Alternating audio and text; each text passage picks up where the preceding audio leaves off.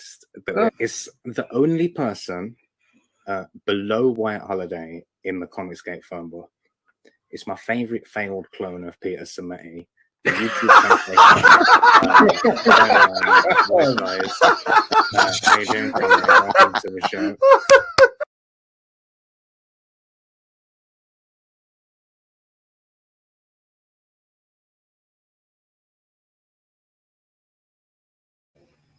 Hello, hello, hello. Welcome to WyzGyz Entertainment. This is your host, Wyman. We are joined today by our special guest, Russ Leach. How's it going, man? Yeah, fine, thanks. Bit late here, but yeah, it's all good. Yeah, it is, isn't it? Yeah. Correct me if I'm wrong, but you're in the UK, right? Yeah, that's right. Yeah, it's so just you're on 11. Yeah. You're a good 5 hours from me. All right. That's the one, yeah. Welcome.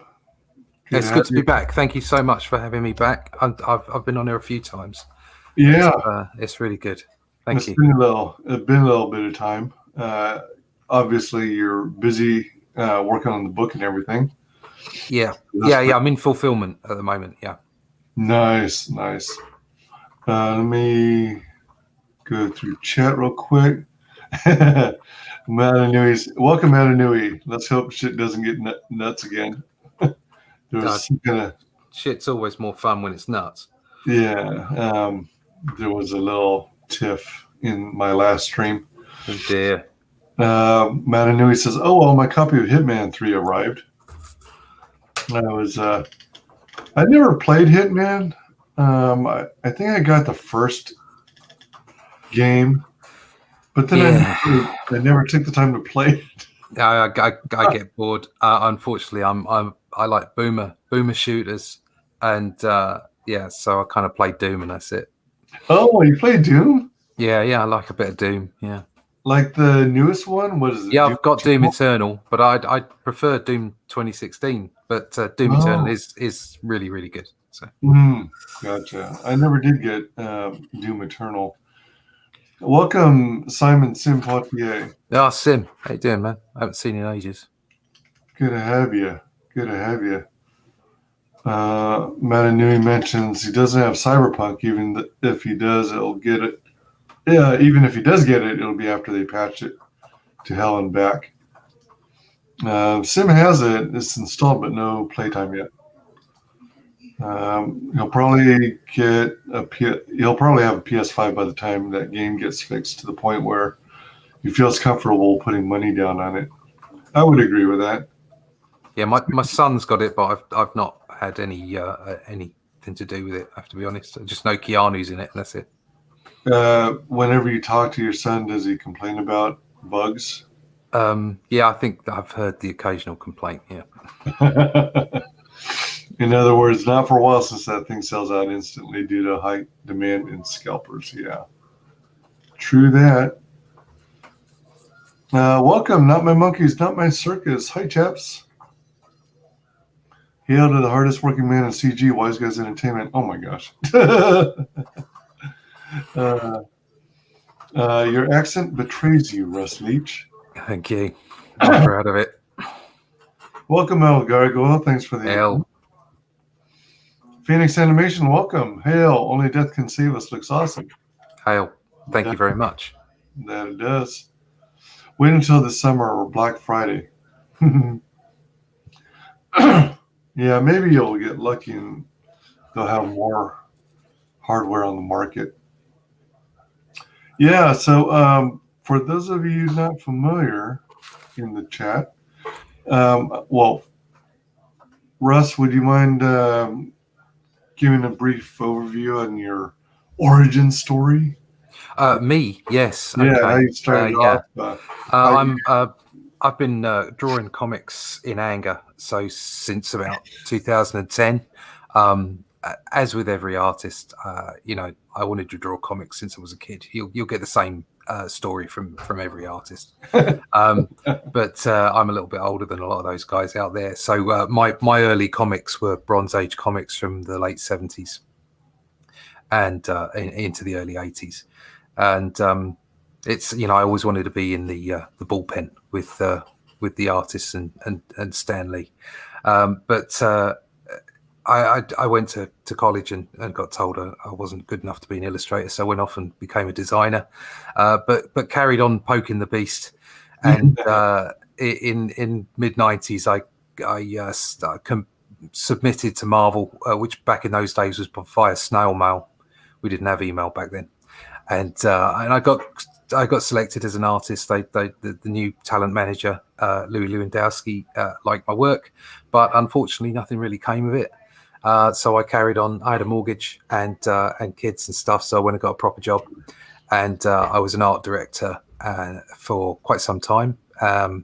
I also had my own business, software business as well, and that came to a natural end around 2008, 2009. I did another couple of projects, and I decided I was going to give it a go again. So I did.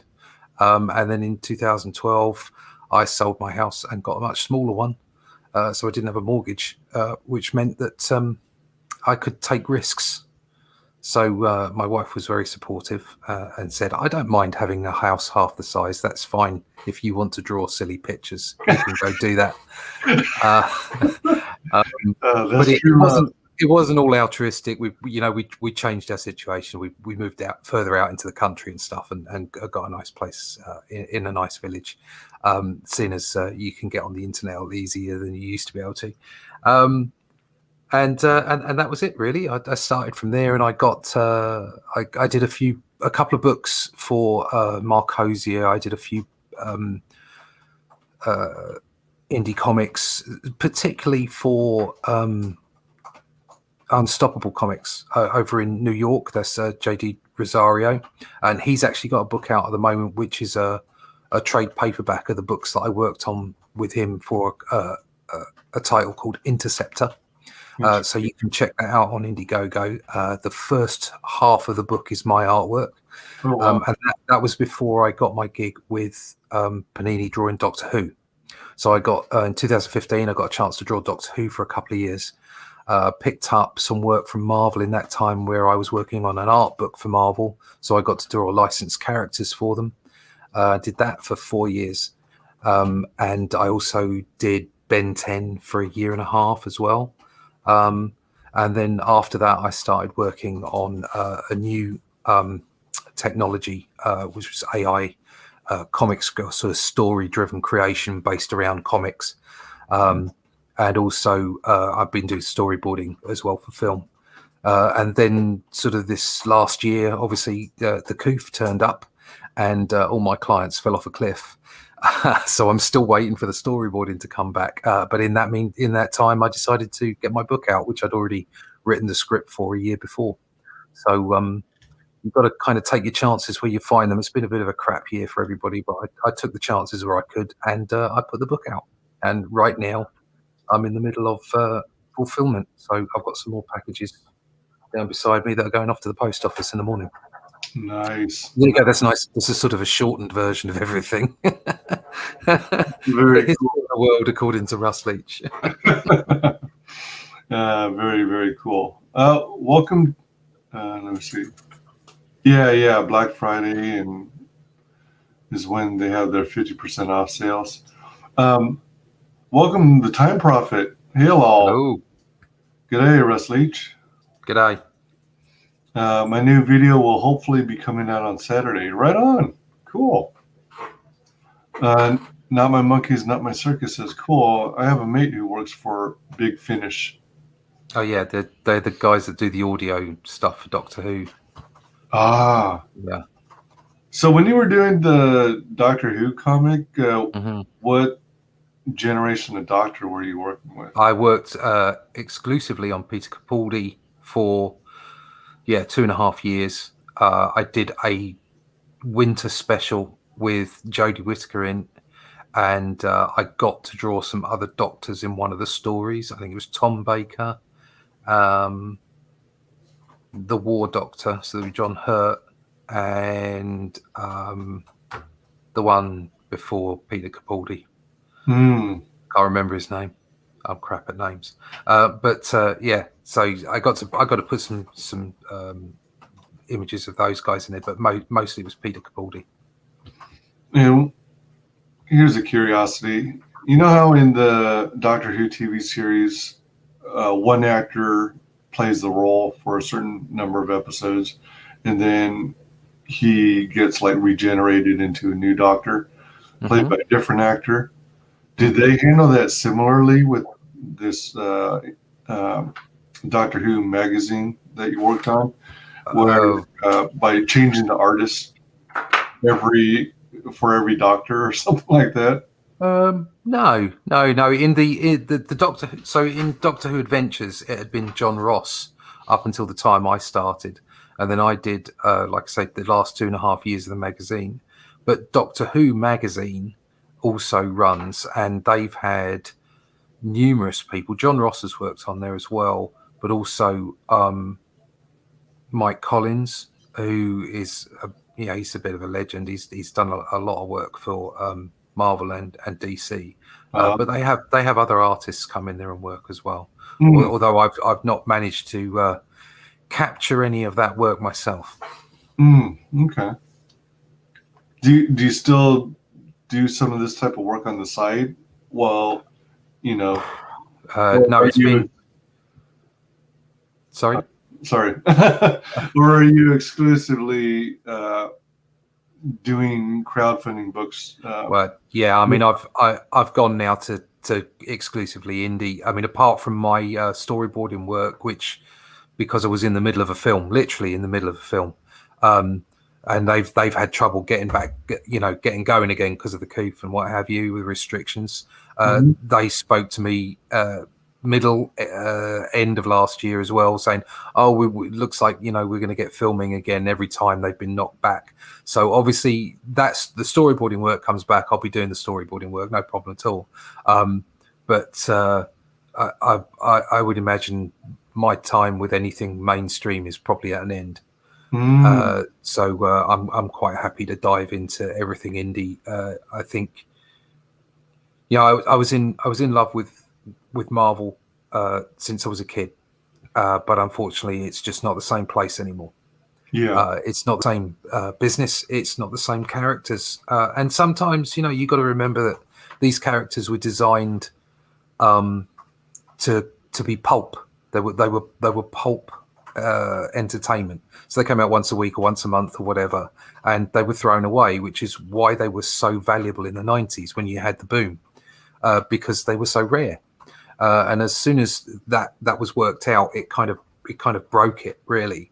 And then on top of that, it is a little harsh to be too hard on the current writers. I know a lot of them aren't particularly good, but it is a difficult job to try and keep the continuity with characters that are 80 years old, some of them, and sometimes they just have to leave. Sometimes the characters just have to go, and that's where you get like this whole thing with corporate comics and what have you. It's like, back in the day, the corporate was Marvel, and Marvel's business was making comics. So all the passion came from the top down, but there is no passion at the top anymore. So it must be very difficult for those people to, produce comics with the same intensity. And then on top of that, the characters, maybe they've had their day. Maybe they have. I still buy back issues because I love all the old Bronze Age stuff, particularly. Oh, sure. Yeah. But maybe it's time to, make something new. So it's a good fit for me to go and find, new pastures to produce stuff, be more creative, put my own book. There it is. Oh, wow. Nice. And also, make new contacts and new networking. I've got a new project that I'll be working on in February, which will be announced soon. So my second book, Only Death Can Save Us, should be in production in the second half of this year. So there will be another book this year. But in the meantime, I've got this other project to work on, which is capes. So I'll be doing some superhero stuff. Oh, really? But the announcement for that is a little way off yet. Okay. So I can't really tell you anything about it at the moment, but I will be enjoying it. And just now as well, I'm just finishing off a couple of pages that I'm doing for Revolt, which is an anthology which will be by the rejuvenated Arrow Comics, and that's for Randy Zimmerman over at Indie Vault. There's a few things going on. So it seems to be a natural progression to come out into the indies and do what I'm doing. Unfortunately, I never got that shot at doing editorial on Marvel Comics, or DC Comics. It didn't happen for me. I can't see it happening now, to be honest, to seeing the way everything is. So it's the obvious place to be is independent, especially seeing as, like I say, those places are not the same places they were when we were kids, and loved those heroes and those stories. It's just not the same. Mm-hmm. True. Let me see. Time Prophet says, I feel sorry for you having to do Jody. I didn't do Jody. What a terrible rumor. I have 3 videos out on Doctor Who. They always say he doesn't carry a gun, but he uses a gun 32 times in the stories. So many times I had to make a second video on the subject. Like Batman, really? Yeah, that's a good point. Current Doctor Who writers are just so... I'll be honest, I've not watched it. No. I'm kind of afraid to watch it. Yeah. It just gets such terrible write-ups from everybody. I'm like, oh. Yeah. My kids stopped watching it as well. Oh my God. It's like... Wow. Yeah. It's sad when your kids stop watching something you fell in love with. Yeah, it is. Yeah. And the current writers don't have the love. Not the love or the talent. Yeah. Hey, Russ, you look like that Matt guy from MTV or Paul Giamatti. I don't know who those people are. I don't either. These old characters are gold. They should be drawn and written with respect. That's exactly it. And if I'm being generous by saying it is a difficult thing to do. It is hard to keep that continuity and keep it going and keep it fresh. But at the same time, it should always be done with respect. And they, those old characters, I personally feel aren't getting the respect that they're due. So that doesn't help either. But like I say, if you can't do it right, then don't do it at all. Make some new characters. The thing is that Marvel and DC have kind of backed themselves into a situation where, for the longest time, they had the opportunity to create new characters of all kinds of different backgrounds and persuasions.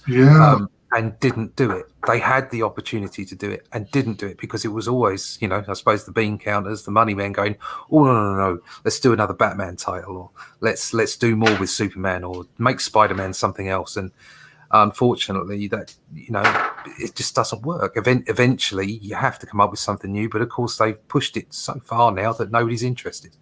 Right, exactly. Well, I say nobody. Obviously, they're still selling 140,000. I wish I could sell 100,000 books, but it's still small fry compared to what they used to sell and compared to the potential markets that are out there. Yeah, they used to sell a whole lot more books back in the day, but because of the direction they're going, it's gradually getting less and less and less until they're kind of working themselves out of existence. Yeah.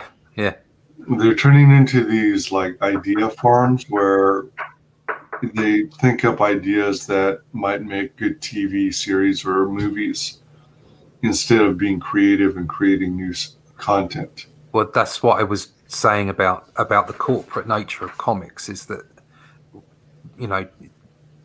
before sort of 2000, I suppose you could maybe take it up to, comics were the central business. So Marvel's business was making comics, not making lunchboxes or T-shirts or films.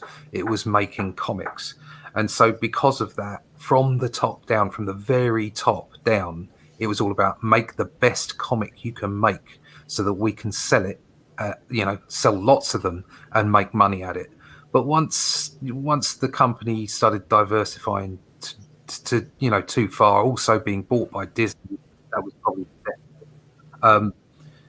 it just meant that Disney doesn't make its own comics because it's just not profitable. They just don't do it, and the market was waning, and it just didn't work.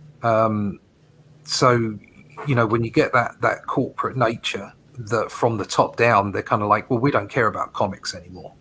So then that means that the best comics are not being made because it's not like the whole company driving for that.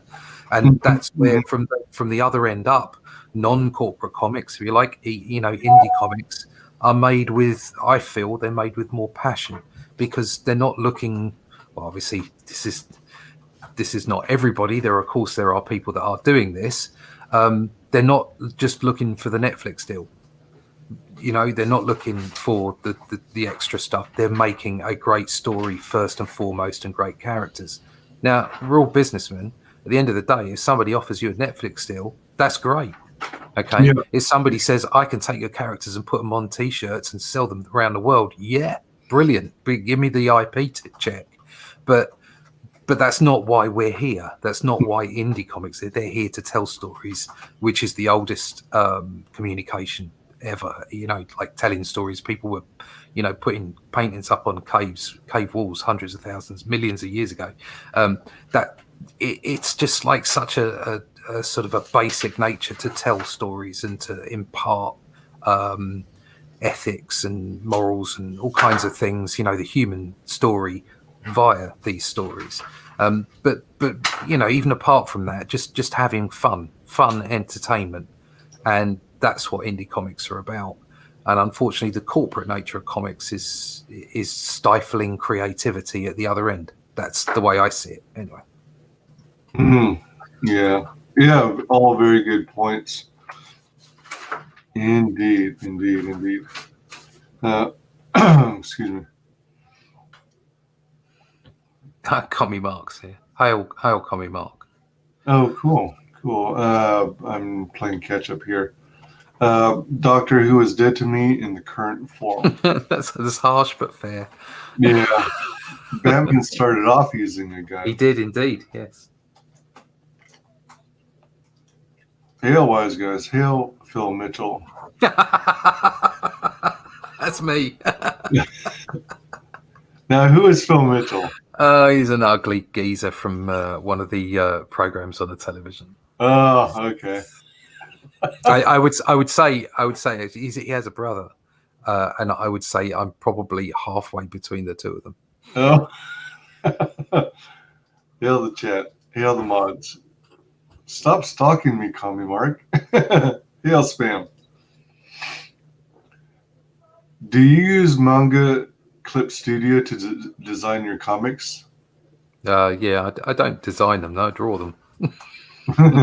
Sorry, that was being facetious. I do both. I do traditional work and I use Clip Studio. I was drawing for the longest time in Photoshop with VFX brushes, and I was doing that just simply because I'd used Photoshop for such a long time in my career as an art director and designer, and also in programming as well. But I came to Clip Studio about 18 months ago and totally fell in love with it. It's brilliant program.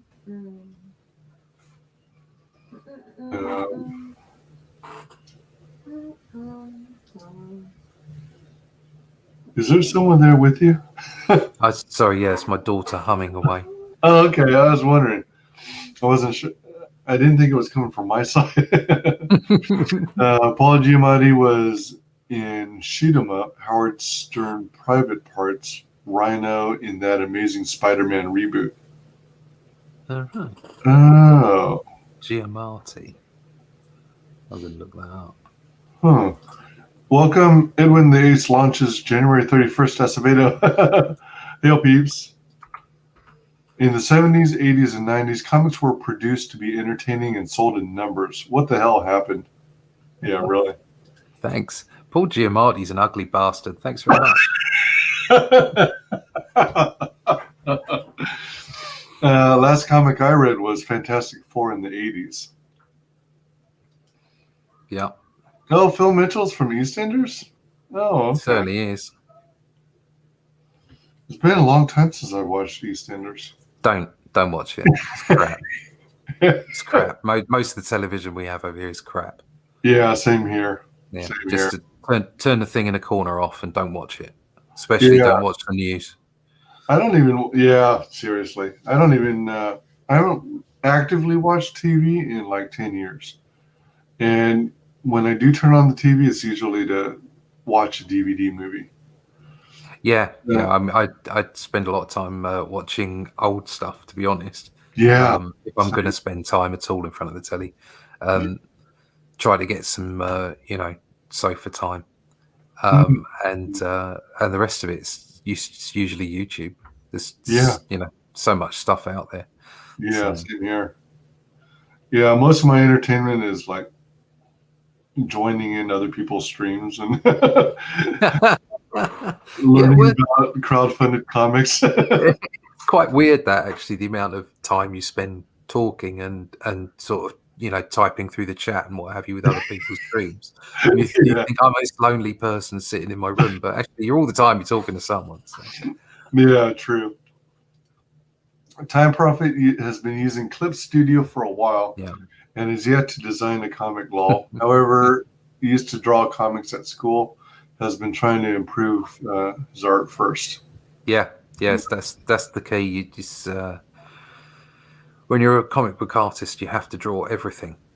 I know I know you'd say maybe it's slightly easier now because you can get 3D models off the internet and all kinds of stuff, and but the problem with all that is that if you can't like pick the stuff out of the library in your head to a degree, I'm not saying you should always use reference wherever you need it. And that's even more important while you're building your artistic abilities. But from a sequential art perspective, you kind of need to be able to draw a lot of different things, or at least envision where they are in the scene and how they move along with the sequential art. So it's definitely, there's two things going on there. Yes, improve your art first, definitely. Get used to drawing people. That's the most important thing. Anatomy. And then obviously, anything else you can draw from real life, from photo reference and what have you. And then after that, then it's down to sequential art and storytelling, which is a different discipline. Mm-hmm. Yeah. Time Prophet says, "Sorry, I thought you were Australian, but now I'm guessing you're British like me." Yes, Cobber.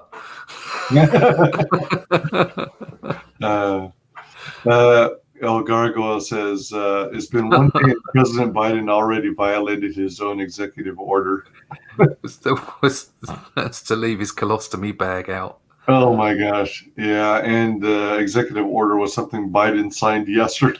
Oh, jeez. We're in for a world of hurt. Time Prophet does his own 3D modeling, so it doesn't need to use a library. In fact, his new model will be in the new video he's releasing. Cool. That sounds really wicked. Yeah, so my goodness gracious. There it is. Only death can save us. Oh, right. That's gone down. I'd get 12. Yeah, it's the exchange rate. Oh my gosh. The exchange rate suggested earlier on today that it was $12,000. So I put up a post saying, I've got over $12,000, and now it's 11,847. Good golly. So, the exchange rate's been kicked in the knackers today. Oh, man. That blows. So all of you, get out there and buy a book.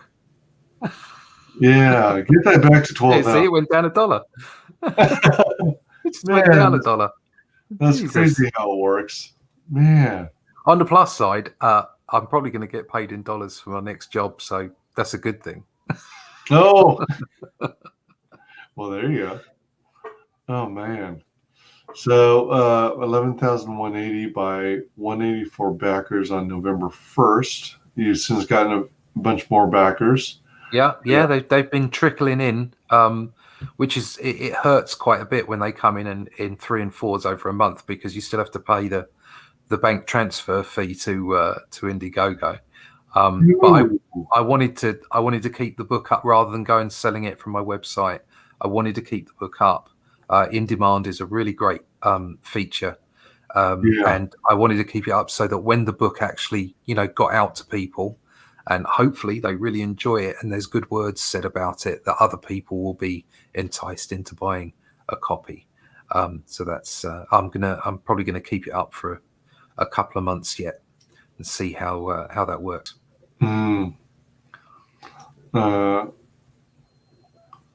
Commie Mark and Time Prophet are having a conversation. Yes. And no one knows about CGUK. Excuse me.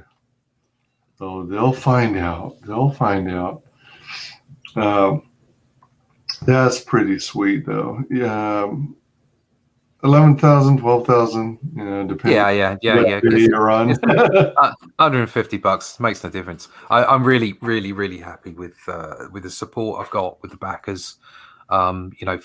First time out the gate, and I'm that close to 200 backers. I'm very pleased. It's the number of backers really rather than the total number of dollars, because that you're reaching people, and hopefully you're entertaining them.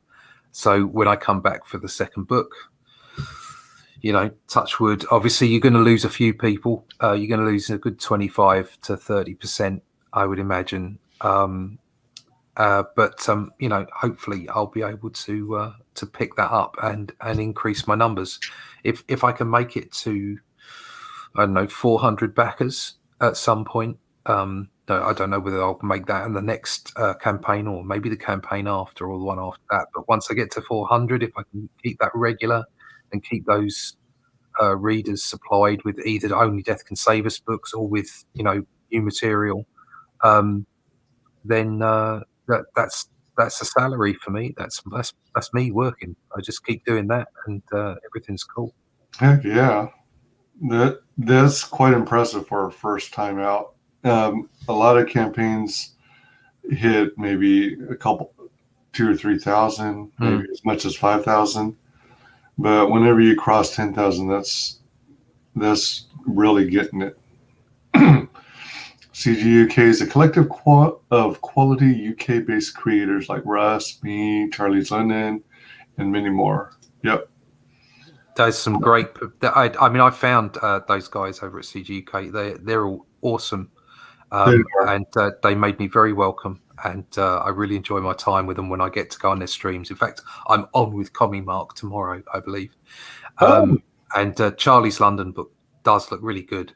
I got also the Mary Boys as well, which is brilliant, and really Willie Hazel's book. Elsa Dark. Yeah, I'm really eager to get my hands on that now. I have to say that I backed that, and it just looks a great book. I love how on Willie's Elsa Dark, there's Taddy Bogleman 3D comic. It comes with a 3D. It's like that's so Scottish, Taddy Bogleman. Yeah. Let's see. Time Prophet says, "I hear you like H.G. Wells. Well, I built the time machine in 3D from the movie." Which movie? The original 60s movie, or the one from the 90s, or was it 2000s? That would be the one. I don't know. Where did you hear I like H.G. Wells? I do like H.G. Wells. I actually did a book. The first commission I got to draw comic books, which, as I said, I was looking at getting very low paid work, was for the Chronic Argonauts, which was supposed to be a graphic novel, and it was from New Baby Productions. God, that was back in the day. That was a long time ago. And I actually got a copy of the book. He made some sample copies, but it never got published, unfortunately. Which is just as well, because I don't think my artwork was very good in it. But it was an excellent story. It was really good. And actually, that was where I met Jason Quinn, who ended up editing and writing for Campfire graphic novels and winning awards for his Gandhi book. And then he came back to the UK and employed me to do Doctor Who. So you never know who you're going to bump into when you're out there, you know, working and just getting yourself seen and known. You never know. That's true. Not My Monkeys, Not My Circus says, well done, sir, on your campaign. Thank you. Thank you. Common Mark says, we call him the Teddy Batty Bogle Man now. Teddy Batty Bogle. It's a batty. I kind of like the first 40 minutes of the Samantha Mumbo one. What? I don't know. I don't know what that means. Time Prophet says, the original. Ah, excellent. The original Time Machine movie is the best. Yeah, it is. Yeah. A quick Google told me you like H.G. Wells. Oh, wow. Okay. Yeah, it does. Yeah, when with the tracks out into the snow, they kind of surmise that he went back for the woman that he loved. That's really it's a good film. Yeah. Yep, thumbs up to that. Yeah, let's watch the trailer here. Yes, first trailer up.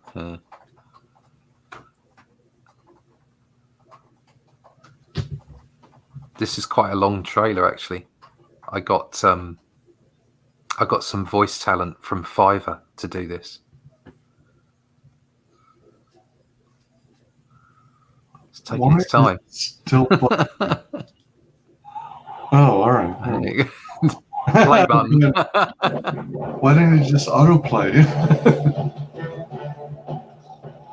20 billion years ago, as the second age gave way to the third, one last great war raged between Satana's forces of cruel chaos, who had ruled for a sliver of eternity, and the forces of order, who sought to remake things anew.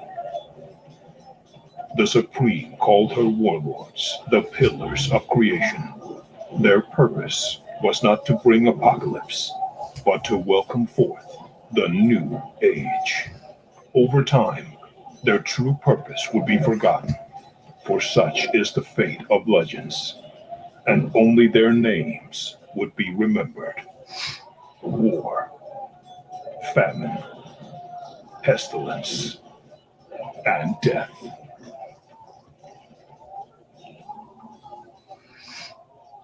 Dad, I like things. Ratchet things. You preach to the converted, brother. Their vile number seems limitless. 6,666 by my count. They have numbers, aye, but their arrogance will yet be their undoing. Mark my words, brother. You speak true, Sister Pestilence. Even now, my mistress builds a prison to house me. A prison of love. She also knew that we lead them there. This is the word. Then let us draw succor from it. And thus it came to pass that the third age began with the vanquishing of evil and the renewal of life. But evil is patient. It clings to the dark places and waits for its moment to strike. We shall know glory this day, my brother.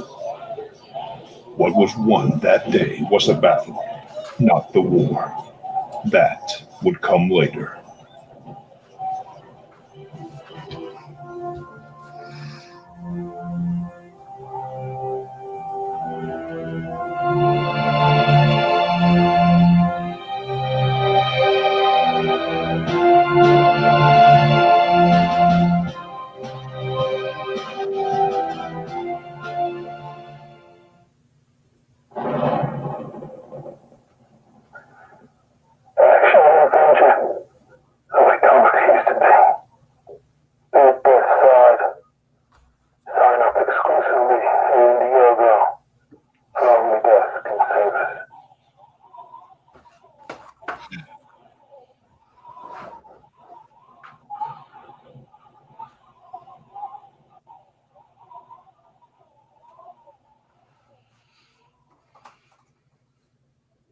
We shall know glory this day, my brothers.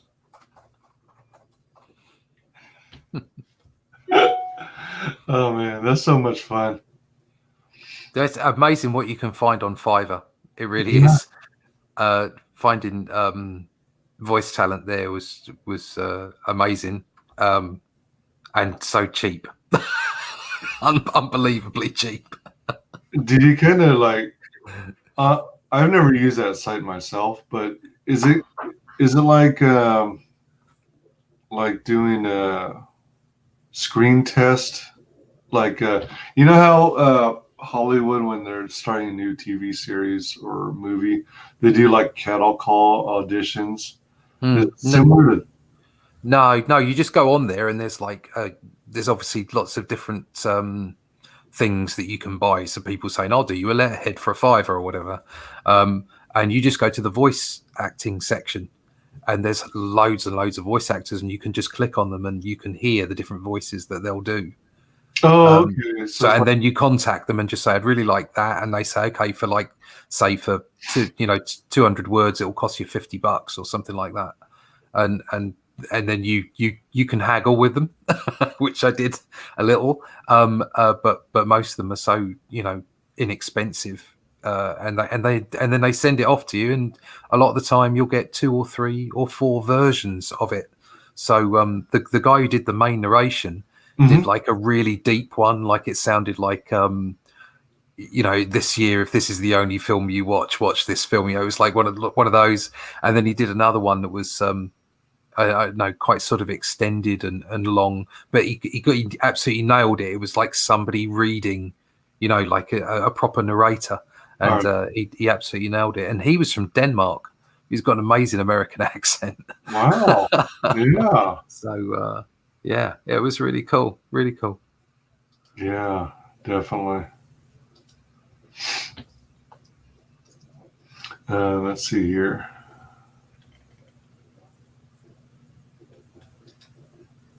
Yes, that's it. Give you a link to my time machine model and Doctor Who Rebel headquarters if you want to show Russ. Oh, cool. Yeah, do it. Yeah, show me. Show me now. Show me the money. Exactly. Let me see. Copy link address.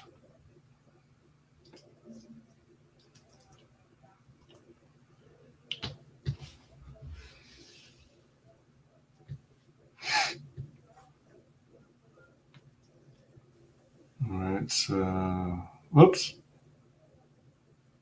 What did it do? Just timed out. Miscellaneous, silent running, futuristic console. Down there in the middle, yeah. Let's see, how does this work? Well, that's the handle, isn't it? That he had was movable that he took out.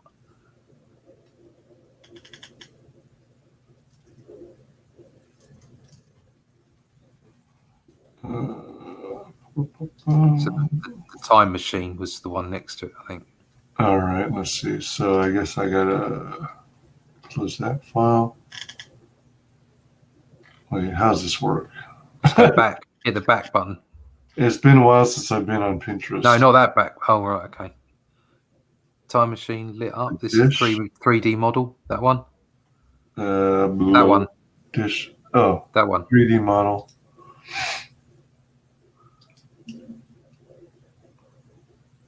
Oh, that's cool. Wow. That's amazing.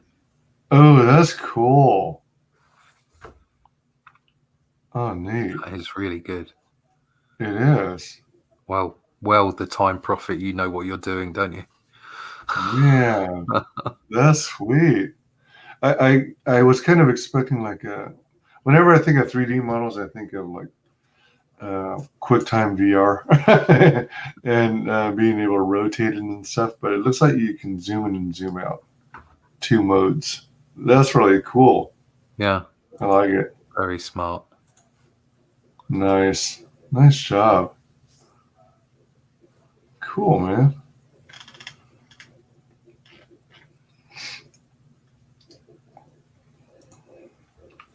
Time machine back. 3D model. You can actually see the console there. Oh man, look at that. Yeah. It looks like it's well, I mean, it's a 3D model. It looks like it's actually like a physical. Yeah, it looks like a real thing, doesn't it? Yeah. Yeah. Like a literal model. It's like it's because the lighting's just so good. Yeah. And my eye keeps getting drawn to the handle. The crystal ball handle. That's cool. Man, that's talent. If you go back one, yeah, on the far right there, you can actually see the. That's cool. Oh man, no, really good. This would be good in a video game, man. If you did a video game based on Time Machine, manufactured by H. George Wells, May 1st, 1900.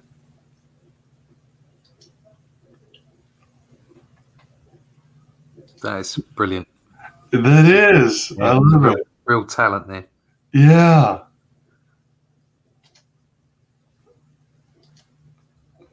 Why is my back button? Oh, okay.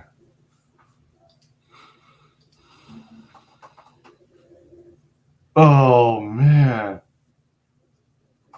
It really pops on this blue background. Just love that chair. It looks so comfy. Yeah, it does. Oh, that's so cool.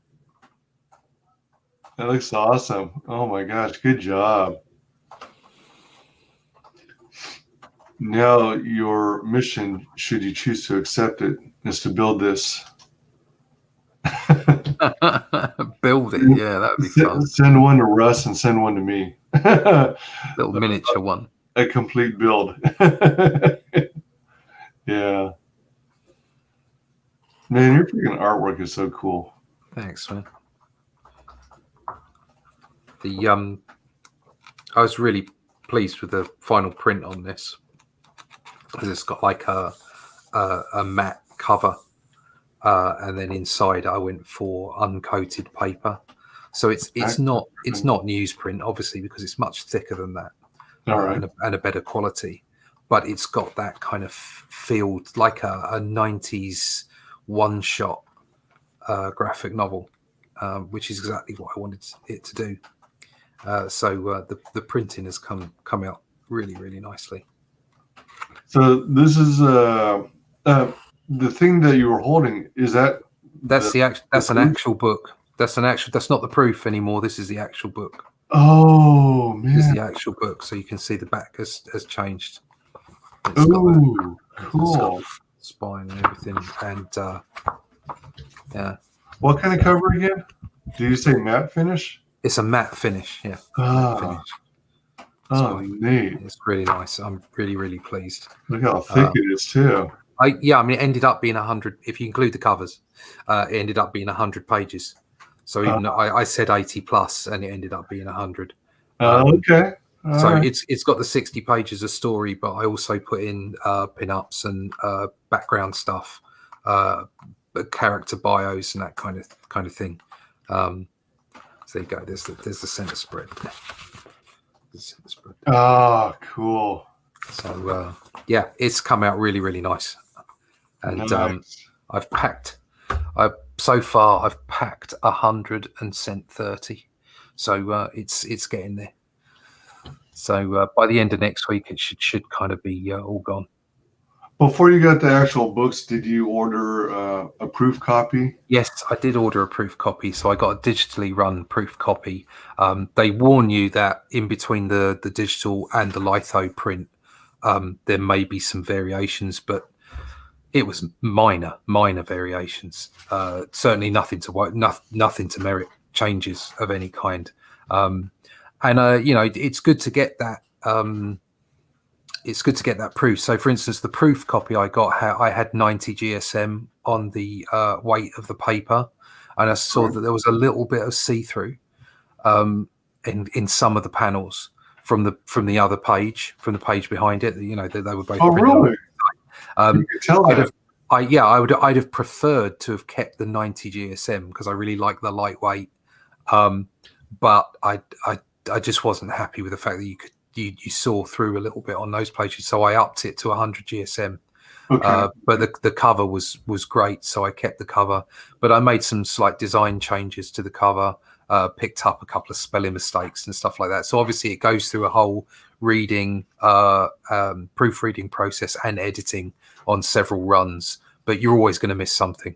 So a double, treble, and quadruple checked it, and there's always going to be one somewhere. You're always going to find something. It's impossible to eradicate it completely, but you do want to give it as much a chance as possible for it to be clean of silly errors, and being able to have the actual thing in your hand and look through it, feel the paperweight, feel the quality of the print. It makes a big difference to how you end up publishing, how you end up getting the thing printed. Yeah, it was definitely worth the money. It was like it was about $50, I think, for me to get the thing done and sent to me, one book. But it was well worth the price of having that proof done, so that I knew exactly what I was going to get at the end of the day. Yes, absolutely. For the well, you know what? I don't even know what GSM stands for. Sorry, it's I think it's grams per square meter or something. I don't know. Okay. But it's effectively it's the weight. It's the weight of the paper. So it's like a you know, how thick the paper is. Ah, excellent. No fluting. No fluting. No fluting.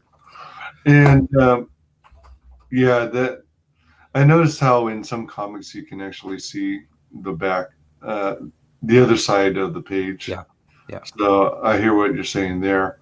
It's difficult to eradicate it completely because obviously you're on thin paper. You know, there's going to be some, but I felt it was I just didn't feel it was good enough at the 90 weight, so I upped it to the 100. And I think you're only really going to get fluting if your binding isn't particularly good, and the square bound on this is really, really good. So I thought fluting was also supposed to be a symptom of them not giving it enough time for the ink to dry on the paper. I think that can happen as well, because it's like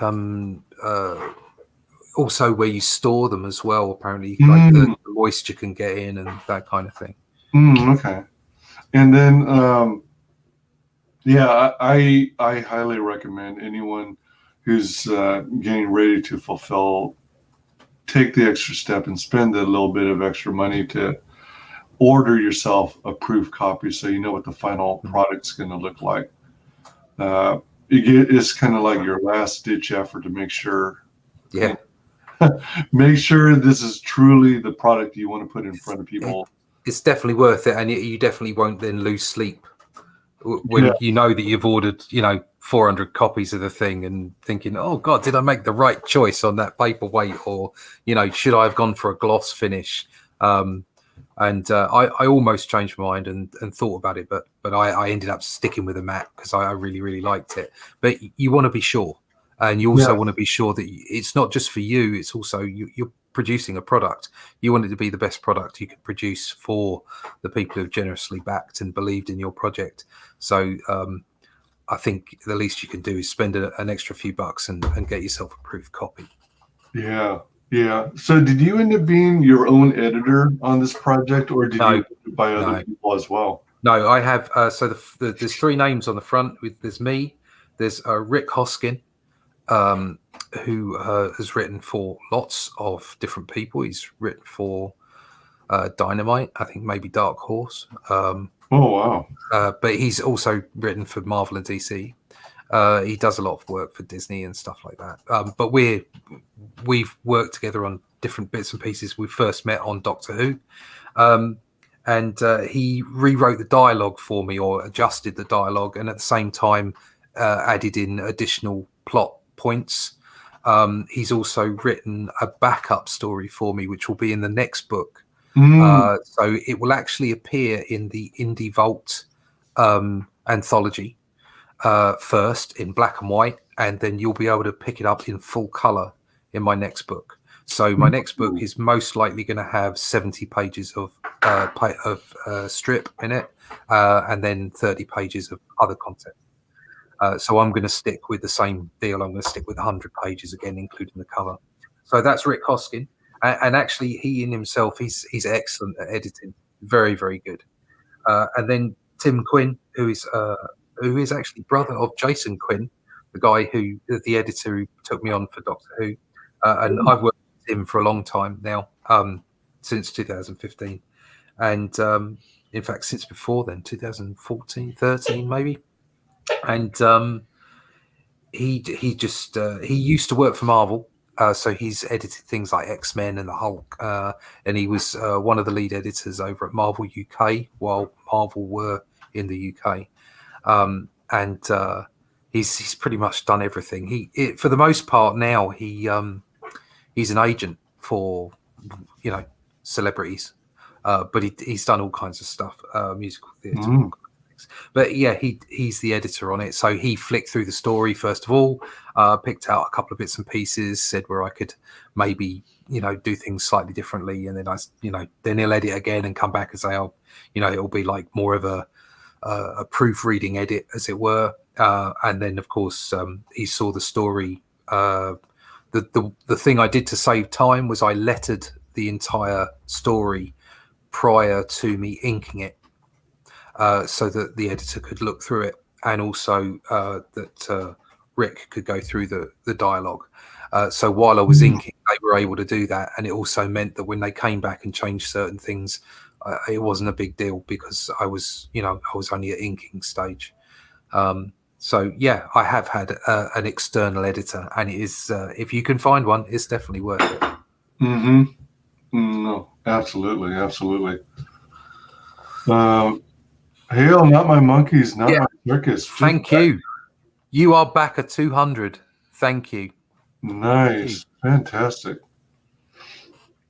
Thank you for your support. Yeah. It means a lot. Yeah. So that book will be winging its way to you within the next 2 weeks. Hey, that looks good. Nice VA. Got Hitman 3. For a $5 people will do anything, lol. I'll try anything twice. Just to make sure. Only thing I know about Hitman is that ghost Easter egg. And wasn't there a movie too? Yeah, there was. There was, yeah. It wasn't very good. Just use the back button. There's a pick in the light too. Yeah. Oh, there were 2 movies of it? Oh, wow. Neither were very good.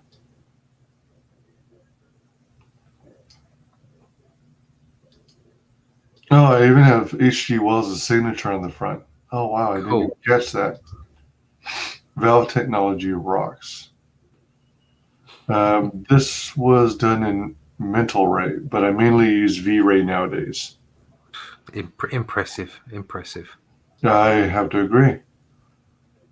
All of the art on it is done in Illustrator. All right, so you can apply the vector drawings to your maps. You map them to the 3D object. I must sound like a right boomer at the moment. Sorry. I mean, it makes sense. Yeah. Mission has already self-destructed. He reminds me of Skeletor. We're not at all sure how you got it, and we'd like to revoke your time travel license. I got my license from the future, lol, before it was made. Oh, yeah, you already asked the answer that question about fluting. GSM is like the TOG level. Tog level on duvets. So on your duvet, do you know what a duvet is? Do they have duvets in America? Isn't that something related to like bed? Yeah, it's like a quilt. So duvet's a quilt. Okay. And they have a tog level on it to tell you how warm it is. So I know these things because yes, I'm a house husband.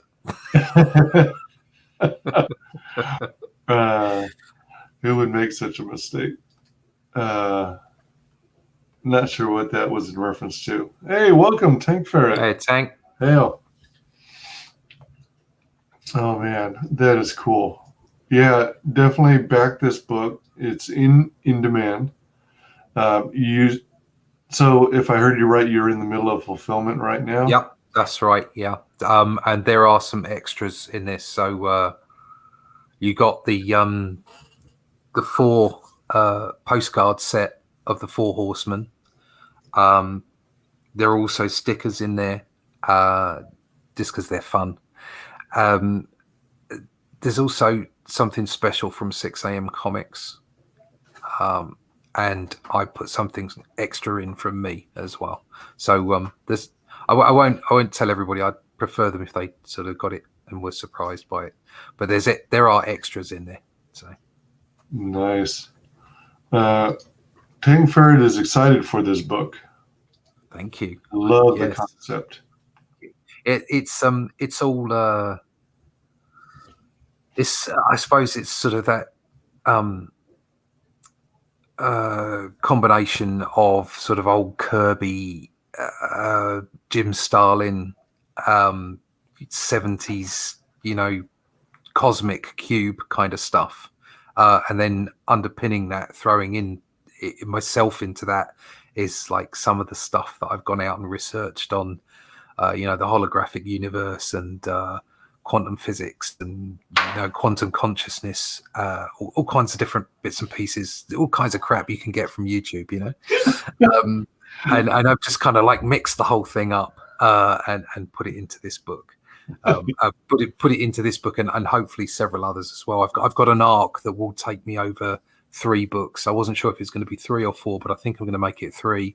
Okay. But I've got the story mapped out, and actually the second book is already, the plot is already written out. And something else I was discussing today, because I like to develop the art on this. This definitely scratched an itch for me as far as the art is concerned, because I wanted to do something kind of one of my favorite combinations is John Buscema and Joe Sinnott from the Fantastic Four run in the 60s. I think it was late 60s or early 70s, and they used to do a reprint of that in Captain Britain comic, which was one of the first comics I got as a kid, and I just loved the way that it looked, so much so that I got a bit OCD about the line work. But I'm now want to move on in the second book.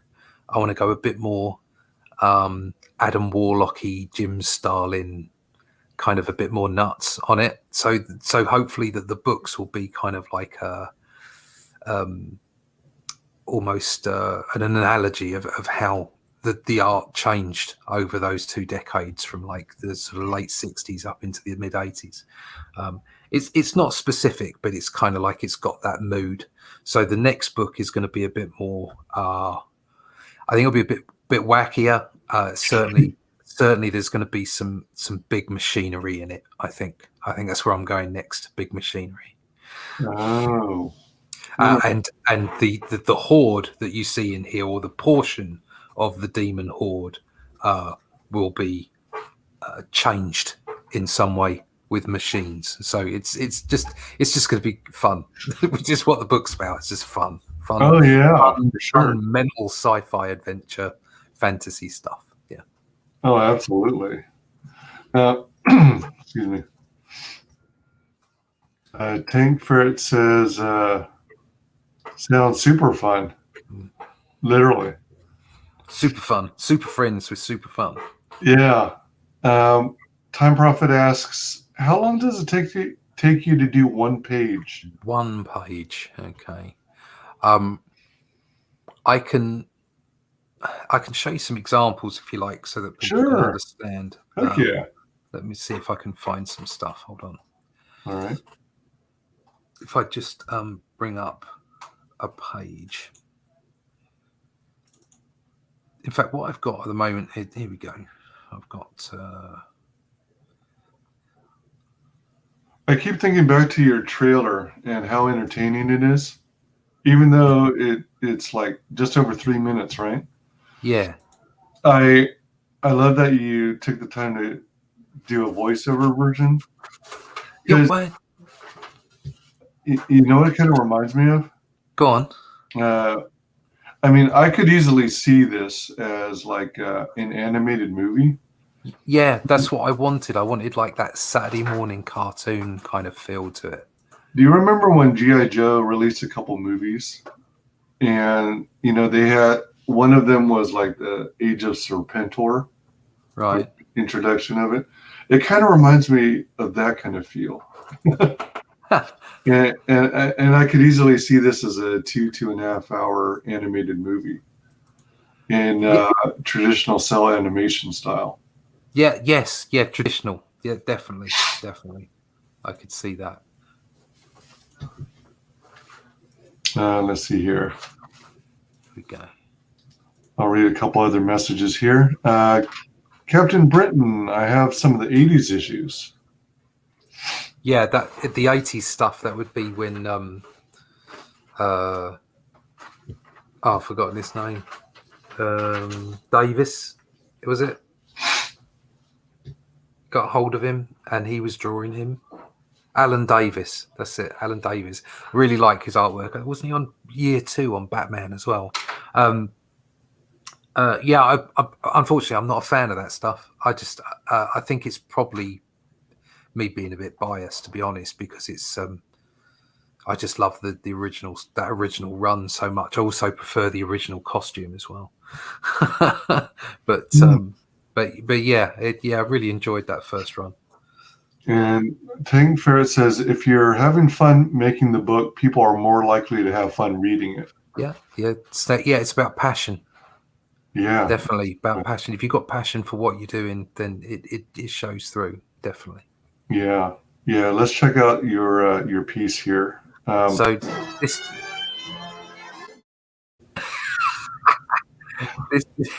like that. This is for the cover of the Indie Revolt anthology book I'm doing. So you can see the pencils. So these are digital pencils. And I would say something like this would take me. I would say it takes me most of the day to do pencils like this. But then if I'm inking over the top, it would be a lot quicker because obviously the pencils are to quite a high level of finish. I know exactly what's going to be going on there. But I can normally pencil if I'm penciling for so if I was to go back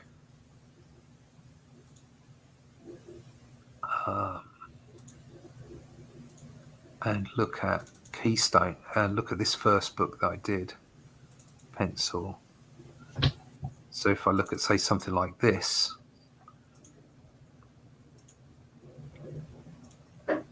so I share the screen. So this is one of the pages from the book.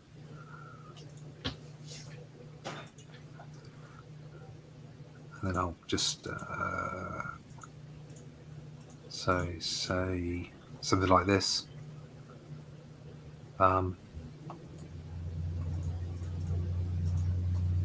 you can see that these aren't as detailed. Okay. These are much looser in pencils because I know that I'm gonna work them up much more with the inks. Most of these pages were done digitally. I did a few pages because I wanted to have a tier on there for people to have traditional art. But this page, for instance, ended up being a digital page. So I would say of these kind of pages, I could do somewhere between 1 and 3 a day, depending on how much is going on the page. I know that seems like quite a big gap between 1 and 3, but you just don't know how much background detail you're going to be putting in. For instance, this page didn't take that long at all because there's not a lot of background detail in there because I knew I was going to be filling it in with text because I knew where the text was going to go. But obviously something. Let's see if I can find something that's got more backgrounds in it.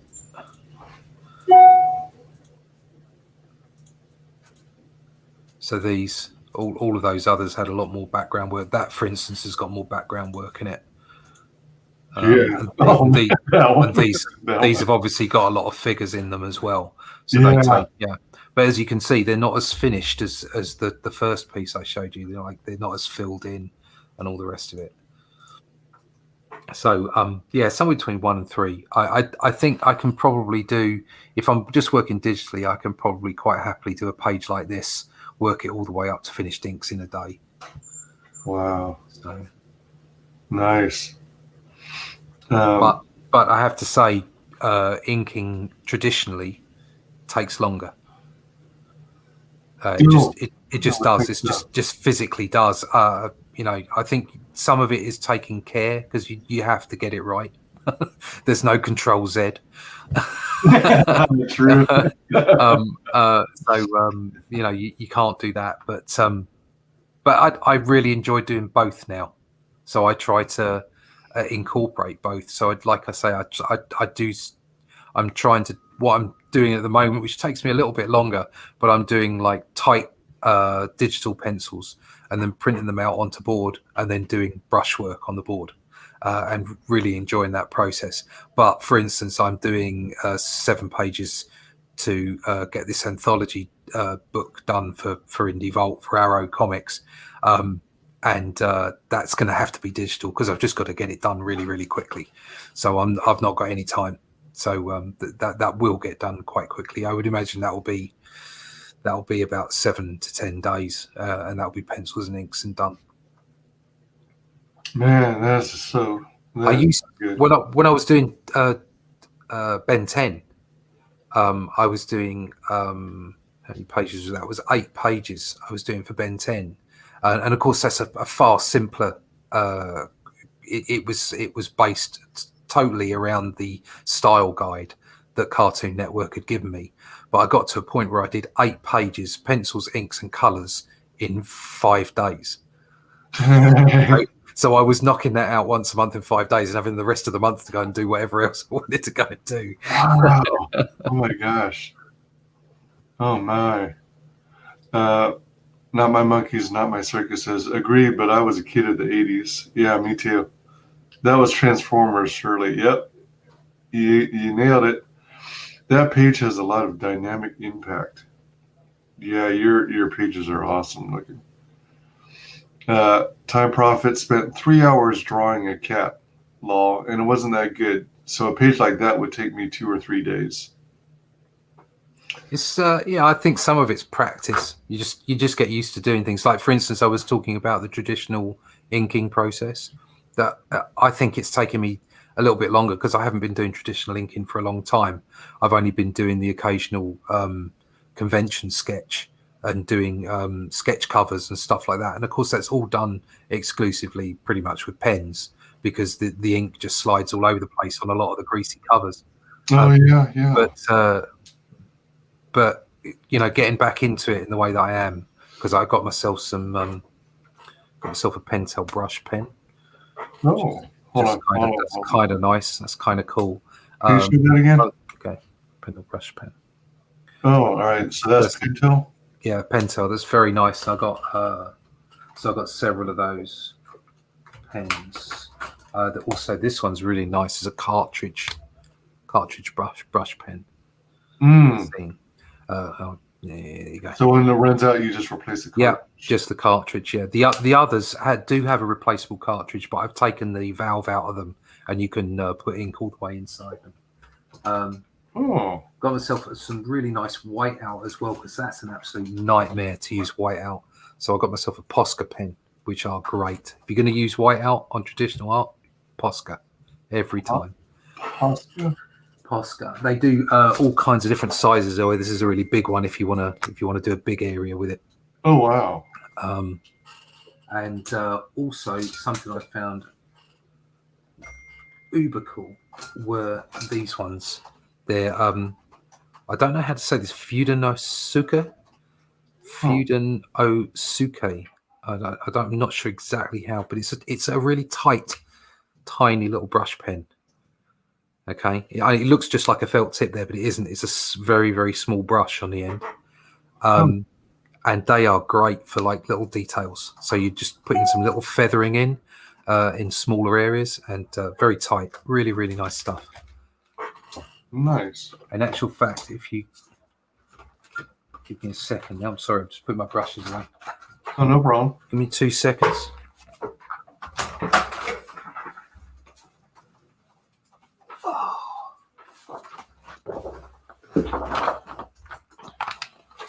That's that cover. So you can say it was digital pencils, printed it out, Oh, man. and then brushed the whole thing up. Oh, so cool. So actually, on the next campaign, on campaign 2, so this is that cover for the Indie Vault anthology 7-pager. The 7-pager will only be in black and white there. When it comes into the second book, it will be in color, and that will be one of the pin-ups in the book, and it will also be available to buy on one of the tiers at that piece of artwork there. So, yeah. Oh, wow. That's cool. That's so cool. Let's see here. Time Prophet says, check out Makini90 on Twitter. He does traditional art on paper, and he does excellent inking. Okay, I will do. I'm always looking out for artists online.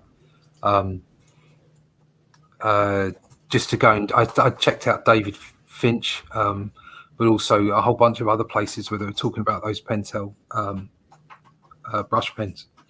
And there's such a wide variety of people doing brilliant stuff on YouTube. It's always worth checking it out. I will go and check it out, definitely. And now my monkeys, not my circus, says he's going all for T-Bear on us. To be compared to such a legend. Yeah, art is awesome. Time Prophet says, I notice you have a guitar. I also play guitar too. I have an Aria Pro 2 and an Ibanez SA260. Oh no, I wouldn't know much about that. I just dabble. I wouldn't know about such. I have a Fender back there, and that's it. A Fender? I think it's a Fender. Not a very good one. It's probably a fake. Didn't cost me very much. It must be. You got a knockoff guitar? Yeah. Well, this is for knockoff guitar playing. Oh my gosh, that is such cool looking work. So it says here that the product is 80 plus pages. It turned out to be about 100 even. Well, yeah, if you include the cover, it's a 100-page book. Yeah, so it's 96 pages plus the cover. All right. Perfect bound, full color, 60-page story, concept art, character gallery. Those are always fun. I love bonus content and stuff like that.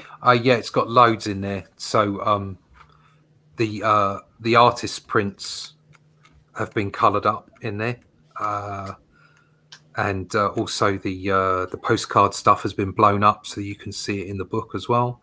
And then there's like a character gallery, and then there's also some of the pencils in there so you can see how the book was produced.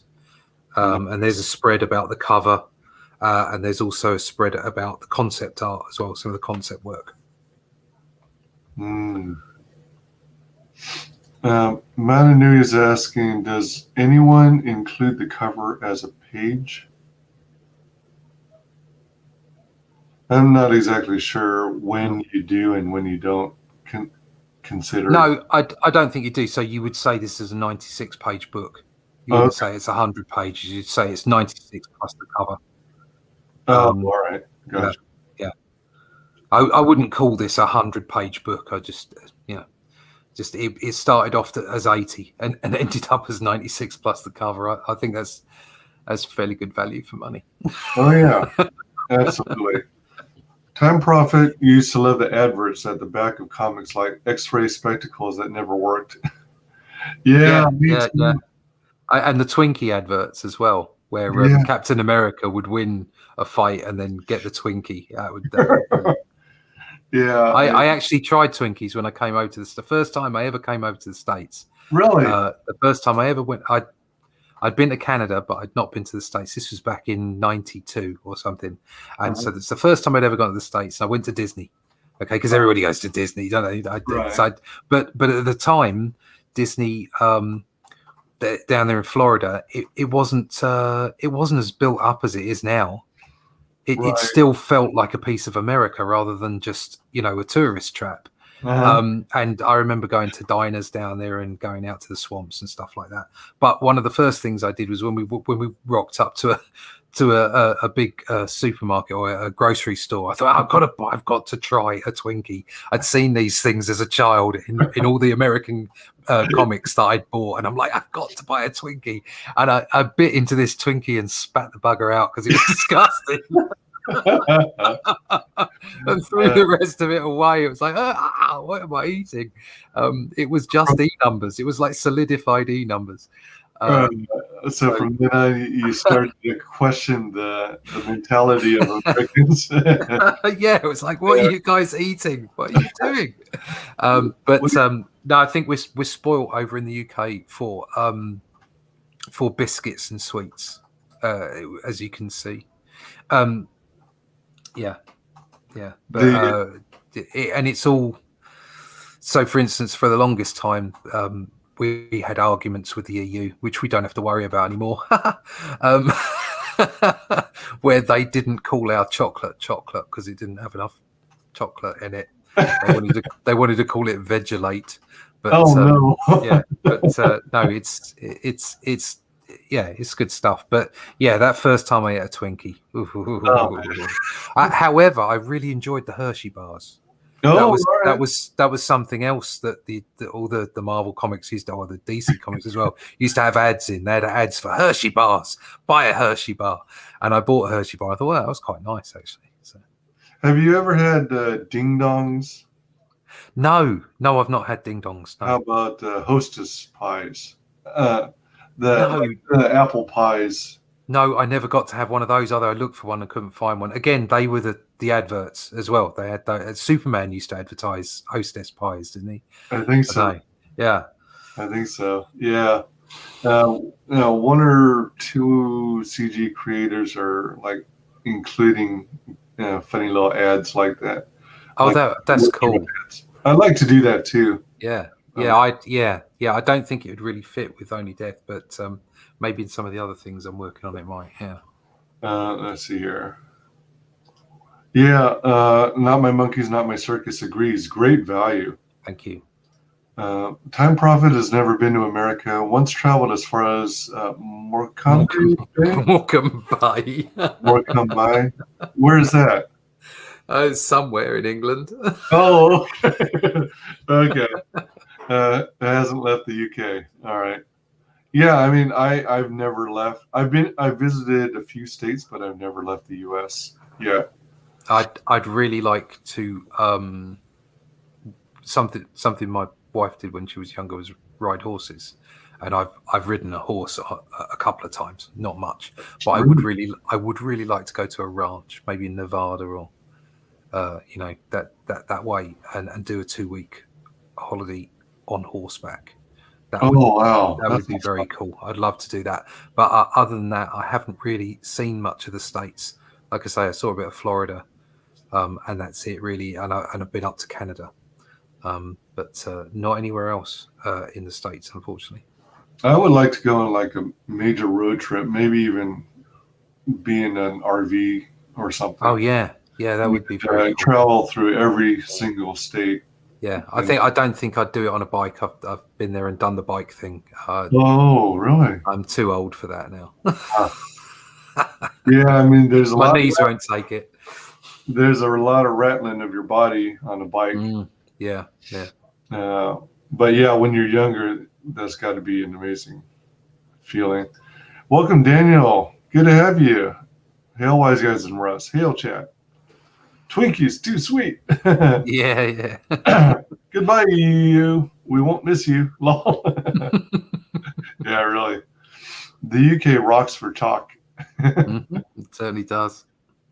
I've never tasted candy corns. Really? Oh my gosh! But No, I apparently, don't. everyone not everyone aware in of them. America loves them. I Right. will, if they're around, I might snack on a few, but they're not my favorite thing because I guess it's kind of like eating sugary wax. That sounds wonderful. Yeah, that's kind of what a candy corn is. Flippin' love this page, says Tang Ferret. Yeah, I love it too because you're just making a swath through the. It's that first page that basically says "Avit." Yeah, yeah. Time Prophet has ridden a horse. Well, I was plonked on one. Not sure if that counts. I haven't even had that experience yet. I've never been on a horse. Check out Nevada. If you ever want to visit the UK, hit me up. Oh man, I would love to visit you guys. You'd have plenty of places to stay. You'd have plenty of places to stay, mate. We'd all put you up. That would be so fun to visit all you guys in the UK. Everyone in CG UK and all. Oh man, and to try all the different foods. Hell yeah. Bicycle is a young man's game. Yeah. It's just bad on my knees.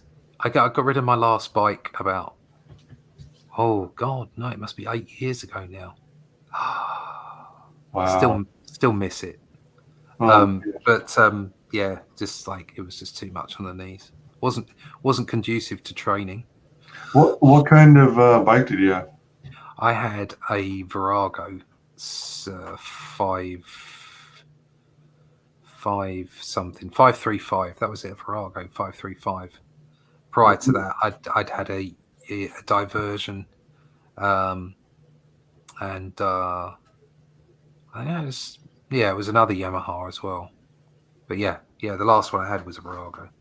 Aren't those more or less what they call rice burners or pocket rockets? I don't know. Well, in other words, it's not. Was your bike more of a cruiser? It's kind of upright? Yeah, you sit upright and just like swept back handlebars. But before that, I was riding in and out of town, and I had a 600 diversion, and that went a bit. that was bright yellow. That was quite good. Bright yellow. Oh my gosh. So at the time I was living in sort of like out east from London, and I used to work in the West End. I used to work in Soho, above Madame Jojo's, actually, the office above Madame Jojo's. And so I used to drive into town, and it used to take me half an hour to get into work every morning from out past the M25. So it was worth having a bike. But it was a bit fun. So cool. Time Prophet has been on ponies in Spain. They were as big as horses. That counts then. Yeah. Wolverine says it is hell on the story. Yeah, I can only imagine. I mean, you've got a hunk of extremely heavy chunk of metal, and it's constantly vibrating. It's also the cold as well. Oh, so, right. Like it's constantly coming out. So, for instance, if you're on one of these sort of swept back, sort of, like the more cruiser bikes, your knees are quite forward facing. Yes. And then when you're leaning over on a road bike, you tend to the knees are but then you're more inclined to be sticking your knee out as you go round. If you take a corner, whatever. It just is hell on the knees because obviously they're always bent as well. Yes. Yes. Yeah. Time Prophet had a rally grifter. 3-speed. I always wanted a grifter when I was a kid. Rice burners are Japanese motorcycles. WyzGyz, man. Well, all right. Rice burner.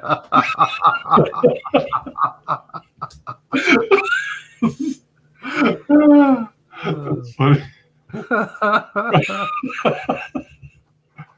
That's terrible. Rice That's burner. awful. You know, what my grandparents used to do and parents did, I think they called it fun nung. It's like where you make rice in a pan or even a rice cooker, if you're kind of more into the technology.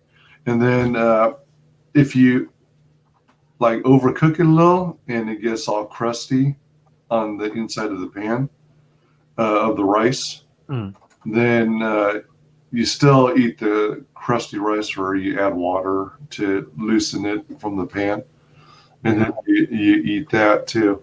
That sounds like the kind of thing you'd do if you're a student. No, yeah, true. Yeah, absolutely. Yeah, okay, I've got really, really pissed, and now I'm gonna take that pan off the stove, and I'm gonna take everything off the edge of it. Gotta eat. Yes. I like frying the rice as well. It's oh yeah. Oh my really gosh, nice. I so love fried rice. Yeah, absolutely. I could take you to a 900-year-old pub. Oh, that would be so fun. Only 9-year-old people are allowed in it, though. You must be this old to enter. Good for the teeth, though. In what way? If you can crunch burnt rice, you can eat anything. Fair enough. You know what they say? They say that it's not healthy to chew ice. You know, eat chew ice. I wouldn't want to do that anyway. Well, I have a good friend who does that. I don't know if it's just habit or just for fun or what, but supposedly it's not supposed to be good for your teeth and it messes with your enamel. Yeah. Yeah, no, I've never been much into doing that. Not My Monkeys, Not My Circus had one as well, a nice red color. Mine was also red, says Time Prophet. Oh God, I used to have really strong teeth, but those days are long gone. Just the idea has my mouth hurting. I'm cold, I'm frightened. Where are my slippers? As a student, I used to cook the rice in a microwave. Yeah.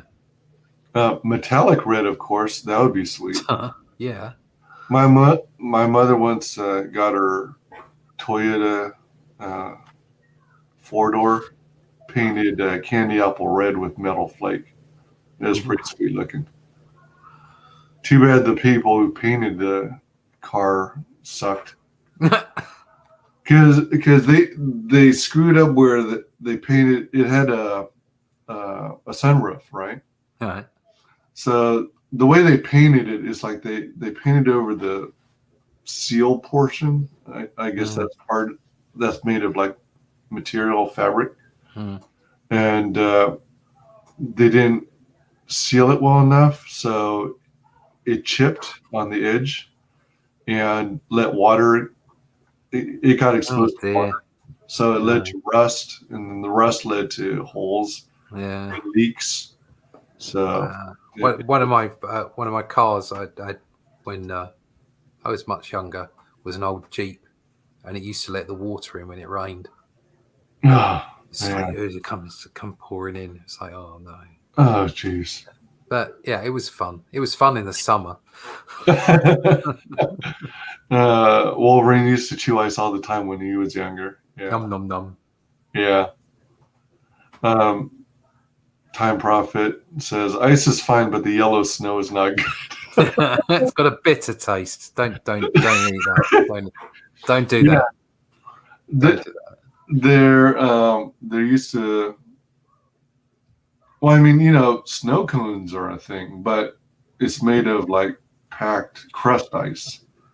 It's already, most of the work is already done for you. So you're not really chewing it, you're just biting into it and then letting it melt in your mouth.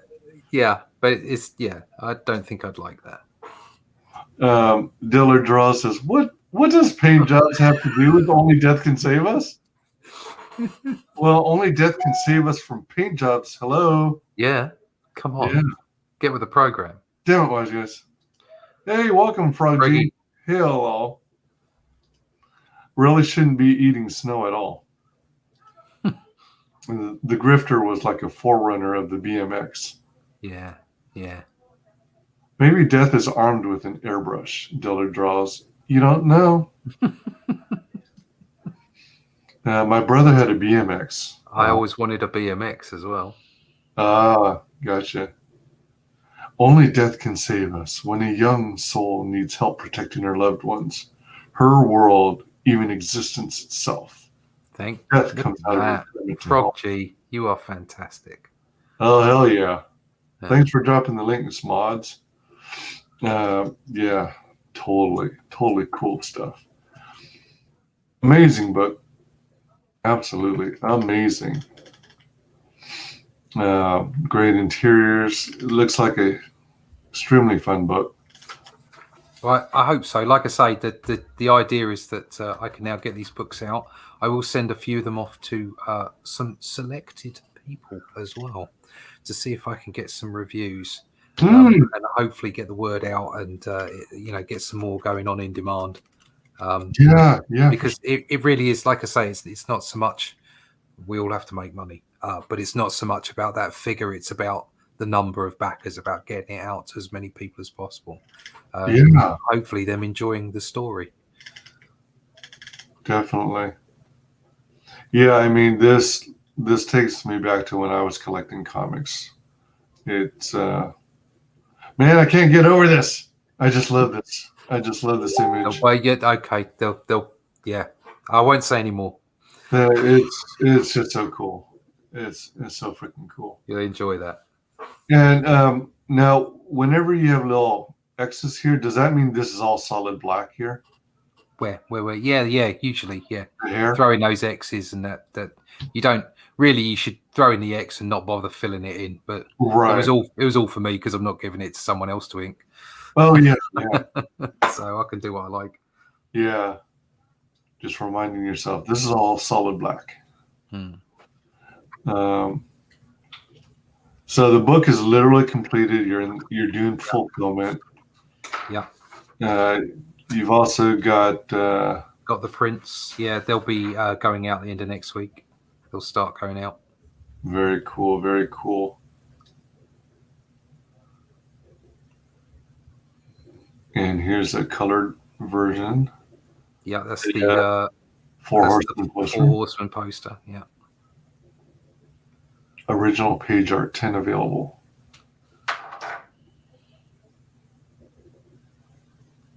So you got the Pestilence stretch goal achieved. Yeah, they're all done. Those first 4 are all in. Unfortunately, I didn't quite get to the embroidered patch, but it will kind of be around. I wanted to give something to everybody to say thank you. So there will be something with that in your package, in your backer package. Hey, I think there's always a chance. Although, are you now that it's in demand? Are the stretch goals now cut off since you're what I'm doing is up until the end of Jan. I'm leaving the stretch goals in, but after that, no, it's just the book. Gotcha. All right. Gotcha. All right, man. Cool stuff. 11,000 pounds stretch goal number 6 A4 art print. A4D and the key. Let's see here. Everybody back this book. Back it once. Back it twice. Back Some it of 3 my times Marvel later. stuff. Yeah, some of your past stuff. So yeah, some stuff I did for Marvel in the Draw the Marvel Way book. Hey, isn't that Firestorm at the top? No. Oh wait. I think so. They're from Excalibur, those 2. Oh, okay. All right. Yeah. Gotcha.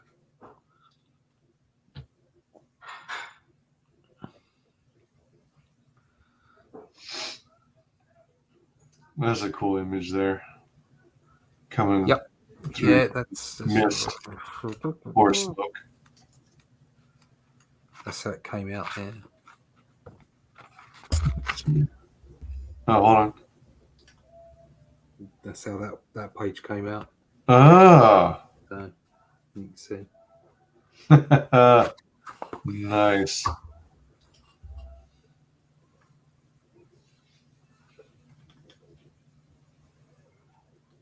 Let me see. All right, yeah. My bro had a chopper. Wow. Yeah, I had a chopper. I love the way you never use more than 2 colors on the skin, and yet the shading looks good. Thank you. Yeah, I wanted to give it a retro feel. That's the, you know, it's a love letter to the comics that I loved as a kid, but I didn't just want to put flat colors on. Right. I wanted to have something else, because if you look back at some of those older books, some of them have like they have like bands of color and shading and what have you, but they're pretty basic, and so I wanted to have that feel, but still, you know, use the digital palette, as it were, and the tools that I had available. So you have like a base color, and then a shade, then a highlight, and then a pinpoint highlight on top of that, which is just flicking in different areas. But it's obviously, it's not supposed to be realistic. It's supposed to be sort of like, you know, fun and brash, and it works for this book. Right. My brother had a chopper after he wrecked the BMX. Oh, shoot. Ah, the cool stick shift. Not good if you apply the brakes too hard. You end up in agony. Yeah. Yeah. I don't. Yeah, I think there might have been a stick shift on the chopper, but I don't think my gears worked, so I never really used it. Red Eyes 2 is like the Dirty Dozen was published by Heavy Metal Magazine. Yeah, that seems like a good-looking book too. I'm in knots, so rally bikes have soft spot in my heart. I'm in the Midlands, but when I had the bike, I was living in Wales. Yeah, I mean, bikes back then. I remember that my brother bought me my first bike for Christmas. Oh my gosh, really? Yeah, he was a lot older than me. He's my oldest brother is 14 years older than me. Oh, so he bought me my first bike, and it was a chopper. Oh, and, wow. What he'd done is he'd seen it in a skip and taken it out of the skip. You know what a skip is? No. It's like a portable rubbish box. It's like for when if you're doing stuff on your house, you're doing like house Like and you've got all the rubble and everything. You need somewhere to stick it. Where you go get a skip. All right. So people put all kinds of rubbish in skips, and then they get taken away by the lorries. And he saw this bike in a skip, so he took the bike out of the skip and he basically rebuilt it and put it back together for me, and then gave it to me for Christmas. I absolutely loved that bike. Absolutely loved it. Oh man, that's great. And then after that, I wanted a BMX. I desperately wanted a BMX or a grifter, and a dumpster. Yeah, well done, Wolverine. Yeah, it's like a dumpster. It's a dumpster, but it's like people bring them to your house and they drop them off. You can throw stuff in it and then they take it away again. Yeah, that's what we do here too. Yeah. So I wanted that, but instead somebody bought me it was like the most vanilla bike you could imagine. It was just so average. Back then, mountain bikes had only just started coming out. I desperately wanted one of those because they had big, thick wheels on them. You know, I loved that. So someone got me this bike, and it was like, oh, thank you. You know, it's to completely ungrateful as a teenager. You're like, what? Yeah. And I got this bike. So what I did was I went out and I bought the biggest set of cow horns. Have you heard of them? Cow horns? Cow horn, like they're really wide handlebars, and they look like a pair of cow horns, so they're called cow horns. Right. So I went out and bought the biggest pair of cow horns I could, and I slapped them on my bike, and my dad was not happy with me. but they made me feel cool, so I loved them. That's cool. Oh man, too funny. Jeez. Let's see here. Oh, and this was a link to your YouTube channel? Yeah, Comic Book Black Belt. Unfortunately, the last 2 months, really, sort of before and after Christmas, as I've been a little bit, I've not done enough on the channel, simply because I've just been, heads down trying to get this off to the print. So it was all before Christmas. It was all print files and what have you. And then during and after Christmas, I had to do a load of commissions that had all backed up. And then getting the print files, ready again once I'd got the proof back before Christmas. So checking through it, making sure the print files were correct, getting it off to print. It's gone off to print. It's come back now. So probably February, my channel will start having more content again. Also, I should be doing some stuff with someone that everybody knows as well, along with the projects that I'll be working on. So go check out the channel. There's a whole bunch of stuff there. You can see those ones with death on them.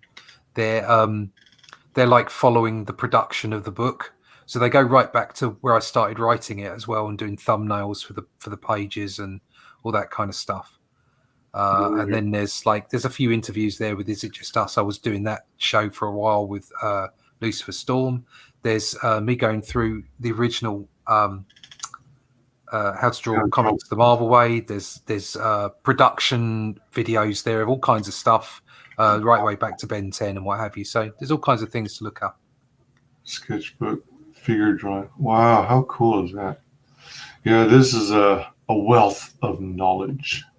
Thanks. Let's see here.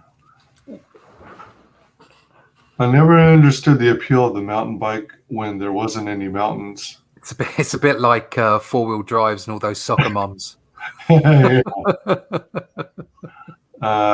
you stick to strict CMYK colors? No. I tend to work in RGB and then convert to CMYK.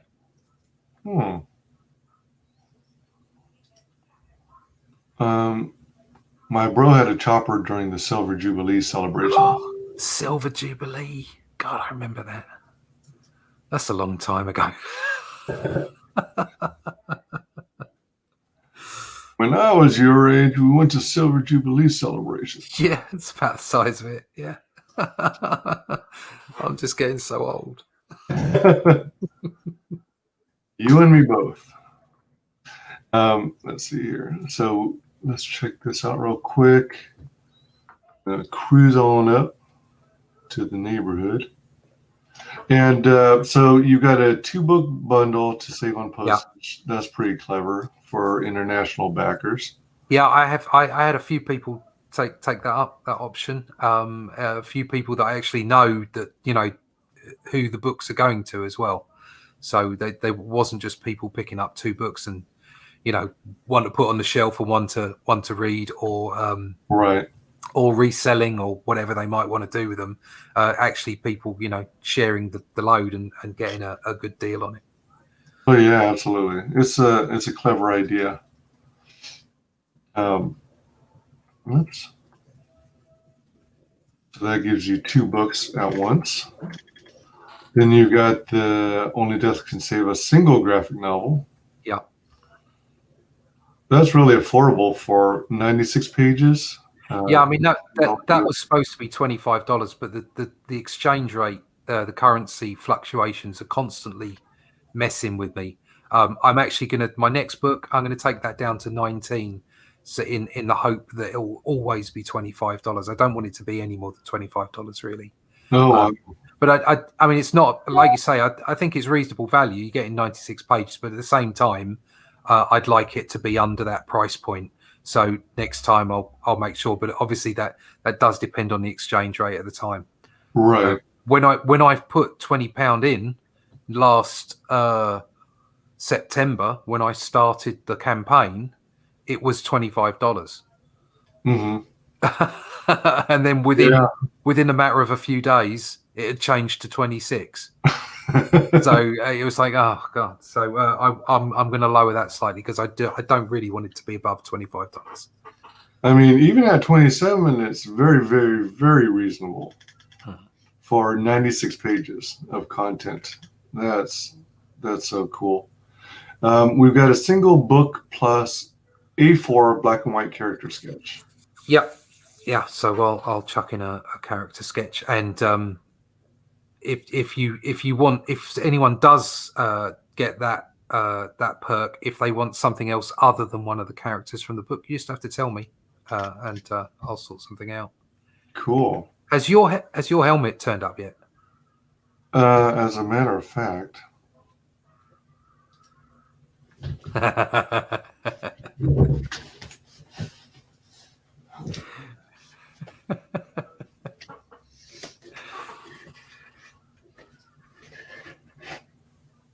I don't know if you ever catch my P.O. box opening streams.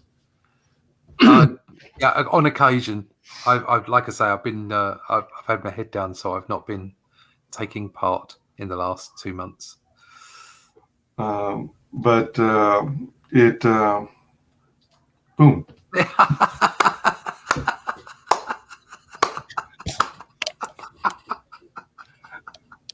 She did such a good job on that. That's brilliant. I know, and the fact that it happens to fit my big noggin.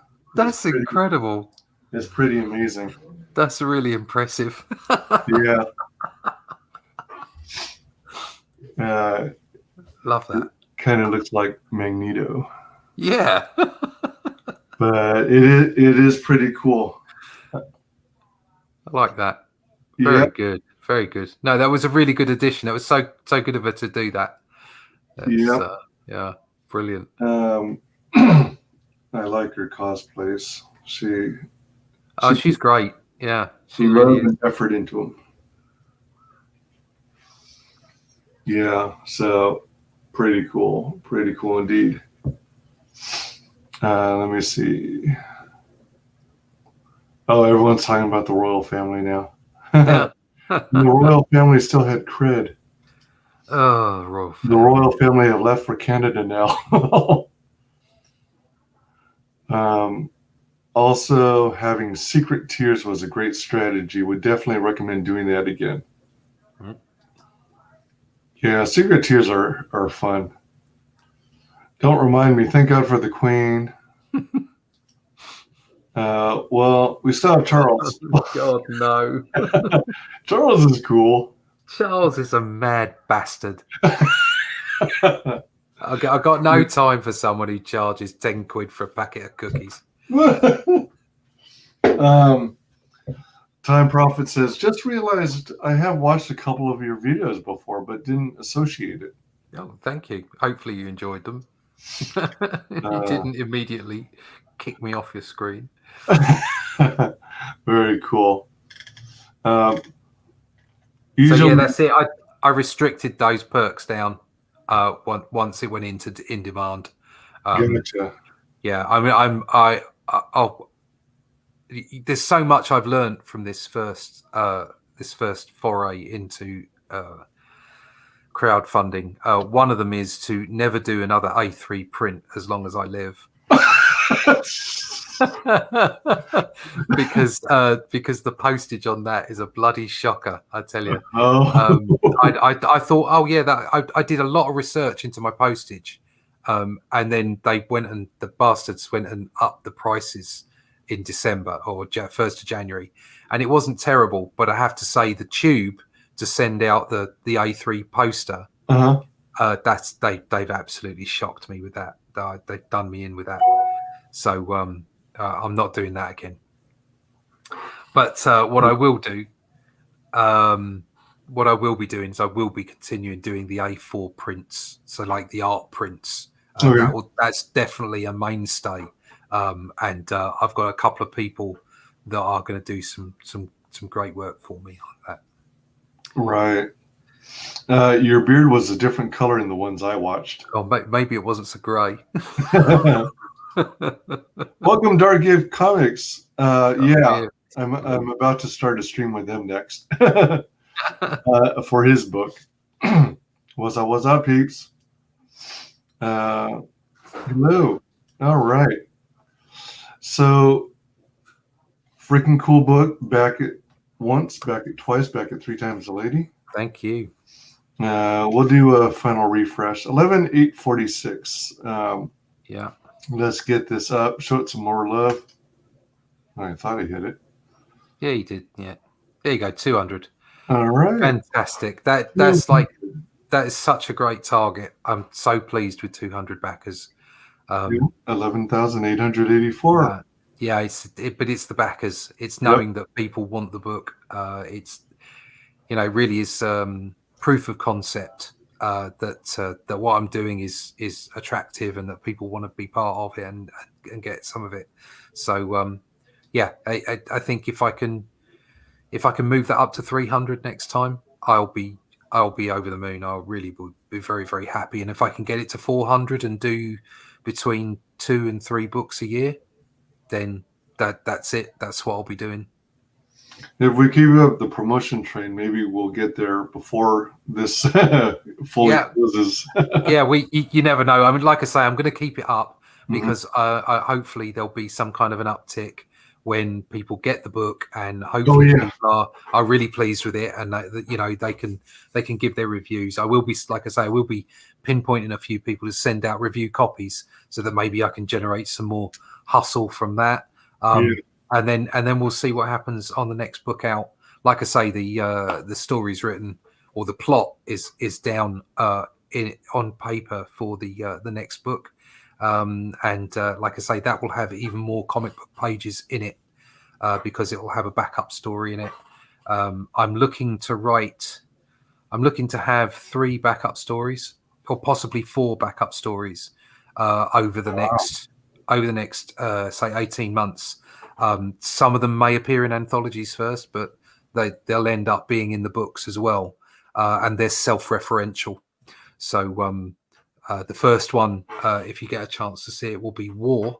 So the character with a big hammer, and he'll be looking back over his time with death, but then also getting himself into a bit of a scrape. And then the self-referential stuff is some of the other adventures that he's been on, which will end up being some of those stories, and they're the 4 horsemen stories. So hopefully everyone will be able to enjoy those as well. CG UK has to step up their game promotion-wise, sorry to say. Well, that's part of why I'm helping push CG UK projects as well. Yeah, but it's the problem with being in the UK is obviously time differences. It's an absolute nightmare because when the best times are, and you want to be on between 11 and 1 o'clock in the morning, 11 in the night and 1 o'clock in the morning. Right. And unfortunately, that's like 5 and 6 o'clock in the morning for us, or 4, 5, 6 o'clock. So yeah, it is tricky, but sometimes you just have to do it. Like when I was through the campaign, through the 60 days of the campaign, I did a lot of all-nighters. One which was really good fun. I mean, obviously, I went on with Michael over in Australia. Is it Michael? Michael from over in Australia. I went on a couple of times with him. He was extremely helpful, lovely guy. And I met a whole bunch of people over there through him as well. But also, what was really good fun was going on with Fragger. When he was doing the October illustrations, and I went on there and did an illustration there that night. That was so fun, yeah. Yeah, we did Doctor Strange that night, and yeah. that was really good fun. Jumping in and speaking to other people there. So sometimes you just have to stay up a little late, but it's worth it because you're getting your message out to lots of different people. So I don't know if you've tried it, but one thing I recommend, since EVS has a big platform and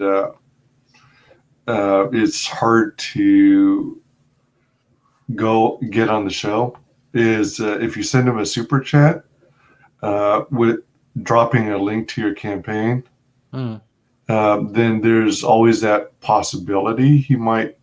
I mean, a couple of minutes looking at it. I think. I might do that, but I don't want to rely on people like EVS. I mean, it's not his job to promote my book or anyone else's for that matter. I think who was it that said that about the CG? Not my monkeys. Not my monkeys is right. You have to get out there and do it yourself. You have to make it happen. I think eventually you do get noticed. If you push, and of course if you come on and try and be as honest as you can be. I think that's why so many of the indie creators who are stretching out into YouTube land are doing okay. We're doing okay. We're doing all right, and it's because on YouTube people get to see you. Yes. That you're not hiding. You're also, when you do the live streams rather than just videos on your channel, or like you put the video up on Kickstarter or Indiegogo or whatever and say, hi, my name is, and I love comics and I do this and I do that. It's like, yeah, but they're not. That's all predetermined. The great thing about streams is you can just hear people, that you can hear their stream of consciousness and what they're thinking and how they feel, and you can kind of look them in the face and go, and I know you're being real about this, and you've obviously got a passion for what you're doing. It's being animated, isn't it? So you got to get out there, you got to show people what you got, and don't rely on other people. I mean, it like, for instance, coming onto your show is fantastic. You are superb. You do so much for so many indie creators, and you're dedicated to doing it.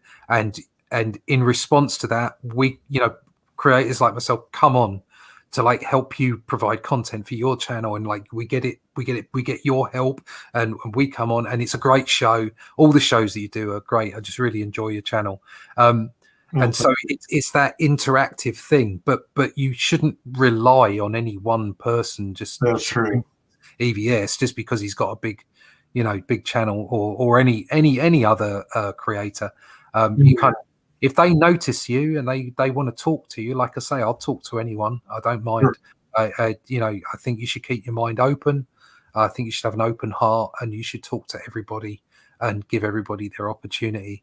To discuss all kinds of things, including comics. You got to get out there and do it for yourself. It's like make your presence felt. Yeah, it's like John Malin says, grab an oar. Grab an oar. Yeah, everyone's in the same boat. So everyone, just get out there and do it. Yeah. Not my monkeys, not my circus. As I've watched a few streams lately, and it was the first time I had heard of some great projects. Yeah. Well, that's the other thing is getting around. It is difficult. It doesn't matter, even time difference or not. Actually getting around and doing the circuit and talking to everybody, and it's not an easy thing to do, and you do miss people. I've backed a whole bunch of books in demand, because I didn't know about them while the campaign was going on. Yeah. And it's not through want of looking, because I shouldn't really have bought so many books, but you see how many books I've backed on Indiegogo and quite a few on Kickstarter as well, just because I just love comics. I've kind of stopped buying mainstream. The last thing I got this, The Death of Captain Marvel. No, No. It was the Adam Warlock one. I got Jim Starlin, like the whole Adam Warlock run. And I got that. And I got the another print of the Skrull Kree War as well. So those were the last things that I picked up. But I know that I've got some Indiegogo campaign stuff. I backed Vinny's book the other day, and also the Kraken. The Kraken, and also Robert Geronimo's book, Why Ahead. That they both look fantastic, so I thought I'd get those. And then I've run out. My budget's done for the month, so I've got to wait until next month. So there's just so much good stuff out there, and it is easy to miss things. But you just got to keep going back to the well and seeing what there is there. Yep. Dark Gifts is of the same opinion as you. It helps he doesn't approve of my project. Laughing up my ass off. Time Prophet's never in his videos, apart from his voice. Well, he's animating in his videos, but that's 3D animation. He had a phone conversation once with C. Tad Devlin, the producer of George of the Jungle in Washington. Wanted him to do some 3D work, but it fell through at the end. Oh man, yeah, that's a bummer. These things do happen, though. True. There's always a reason. True. Hunting Alice, Book 1. What do you do when you're the only hope against one madman is another? Hunting Alice. Pirates, pillaging, and lots of booty. Booty. From the depths we rise. That looks great. Shadow the Crackler. He's such a great artist. Yeah, that's true. That's true. Only Death Can Save Us looks awesome, but this is the first time it was brought to my attention. Whoa. Yeah, it happens. Yeah, that's why I'm still. I mean, obviously, I've had a bit of a break over Christmas, and also while I was trying to get all these files out, because fulfillment is the most important thing. Right? At the end of the book, you got to make sure it's there and customers get it, and they get it in a timely fashion. I'm not. I know everybody has different reasons and everybody has a different pathway to walk, so I will not comment on different people's ways of doing things. But personally, I don't want to leave people hanging, and I didn't want to have a campaign with a massive, like 6 months later, the book turning up. My whole book was drawn, it was penciled and lettered before I even got to the campaign. But it is easy to miss these campaigns. But even as a promoter, I have trouble keeping up. Oh yeah, and there's so many of them. That's the other thing. There is so much there, but the most important thing is to deliver. So now that I'm I'm in that process, and hopefully sort of within the next 2 weeks it's all gone and done. After that, I'll leave it up in demand, and hopefully they'll come in, and I can send them out as and when they come in. And then once I'm ready to go to the second campaign, I'll put up, which will probably be sort of late spring, early summer. I'll put up another sign up page, and once the sign up page is up, I'll start getting on with the pencils, and I should have it again. I should have sort of half done before I even get to the campaign. And of course, once you've had one successful campaign and people are confident that you would get a book, they'll get it done. You're not going to run off with their money or anything like that. Once that happens, then obviously you'll draw more people towards your second and third and fourth project, because there's an element of trust and confidence that they know that you're going to get the job done. Absolutely. Yeah. It's all about building trust and fulfillment, for sure. Wirehead, graphic novel. A cybernetic creature wreaks havoc on unsuspecting teens in the Pocono Mountains. Oh, you got to have teens in the Pocono Mountain. Forgot to say boom, boom. Boom, boom. Like what you see? Back only death can save us today. Thank you, Frog. And believe me, I watch a lot of CG streams. Even as a promoter, I rely on other promoters to tip me off to upcoming books. Yeah, that's right. Yeah, you just have to keep your nose out, like looking out for new stuff. That was for original Basil, not the newer, softer one. Yep, I only like the original. All right, I am giving you the floor. Oh, right. Okay. Please share with us, share with the world how you can be found on social media. It's that time again. Okay, you can find me as Comic Book Black Belt on YouTube. You can find me at russleach.com or comicbookblackbelt.com, your choice. And you can find out more about the book at onlydeathcansaveus.com. There is a link there to the in-demand Indiegogo campaign. You can find me on the Twitter. You can find me on the Fleecebook. You can also find me on Instagram. I've got various accounts in various different places, as long as our victorious overlords don't take them down too quickly. And you can also find me, obviously, on Instagram. And I'm open to comments on my YouTube channel, and you go find me on Facebook or Twitter or whatever. And I will, I tend to follow people back just because I think it's polite. And I'm always open to any conversation about comic books and comic book art. I tend to leave all the rest of the stuff to other people. Right on. You can find me as usual on Facebook and YouTube, WyzGyz Entertainment. You can find me on Twitch under WyzGyz Twitches, and Twitter under WyzGyz Tweets. Please like, comment, subscribe, mark the bell for notifications, indicate all notifications so hopefully you get wind of it whenever there's a stream or video. Drop a comment down below this video. Let us know what you're most excited about on Only Death Can Save Us. Back the campaign if you can. If you can't, share it on social media. Let's get this up there. Yeah. Show some more love. And smash that like button. Absolutely. Yeah. Thank you to everyone in chat. You guys are freaking awesome. Thanks for fantastic chat tonight. Thank you. Thanks for all your awesome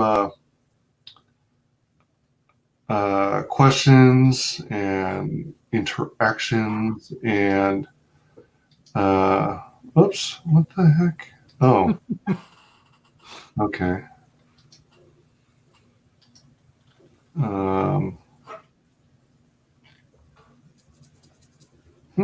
What's going on here? I'm sorry, just a sec. Technical difficulties. Yep. Yeah, I was trying to figure. Okay, I think we might be good now, finally. Not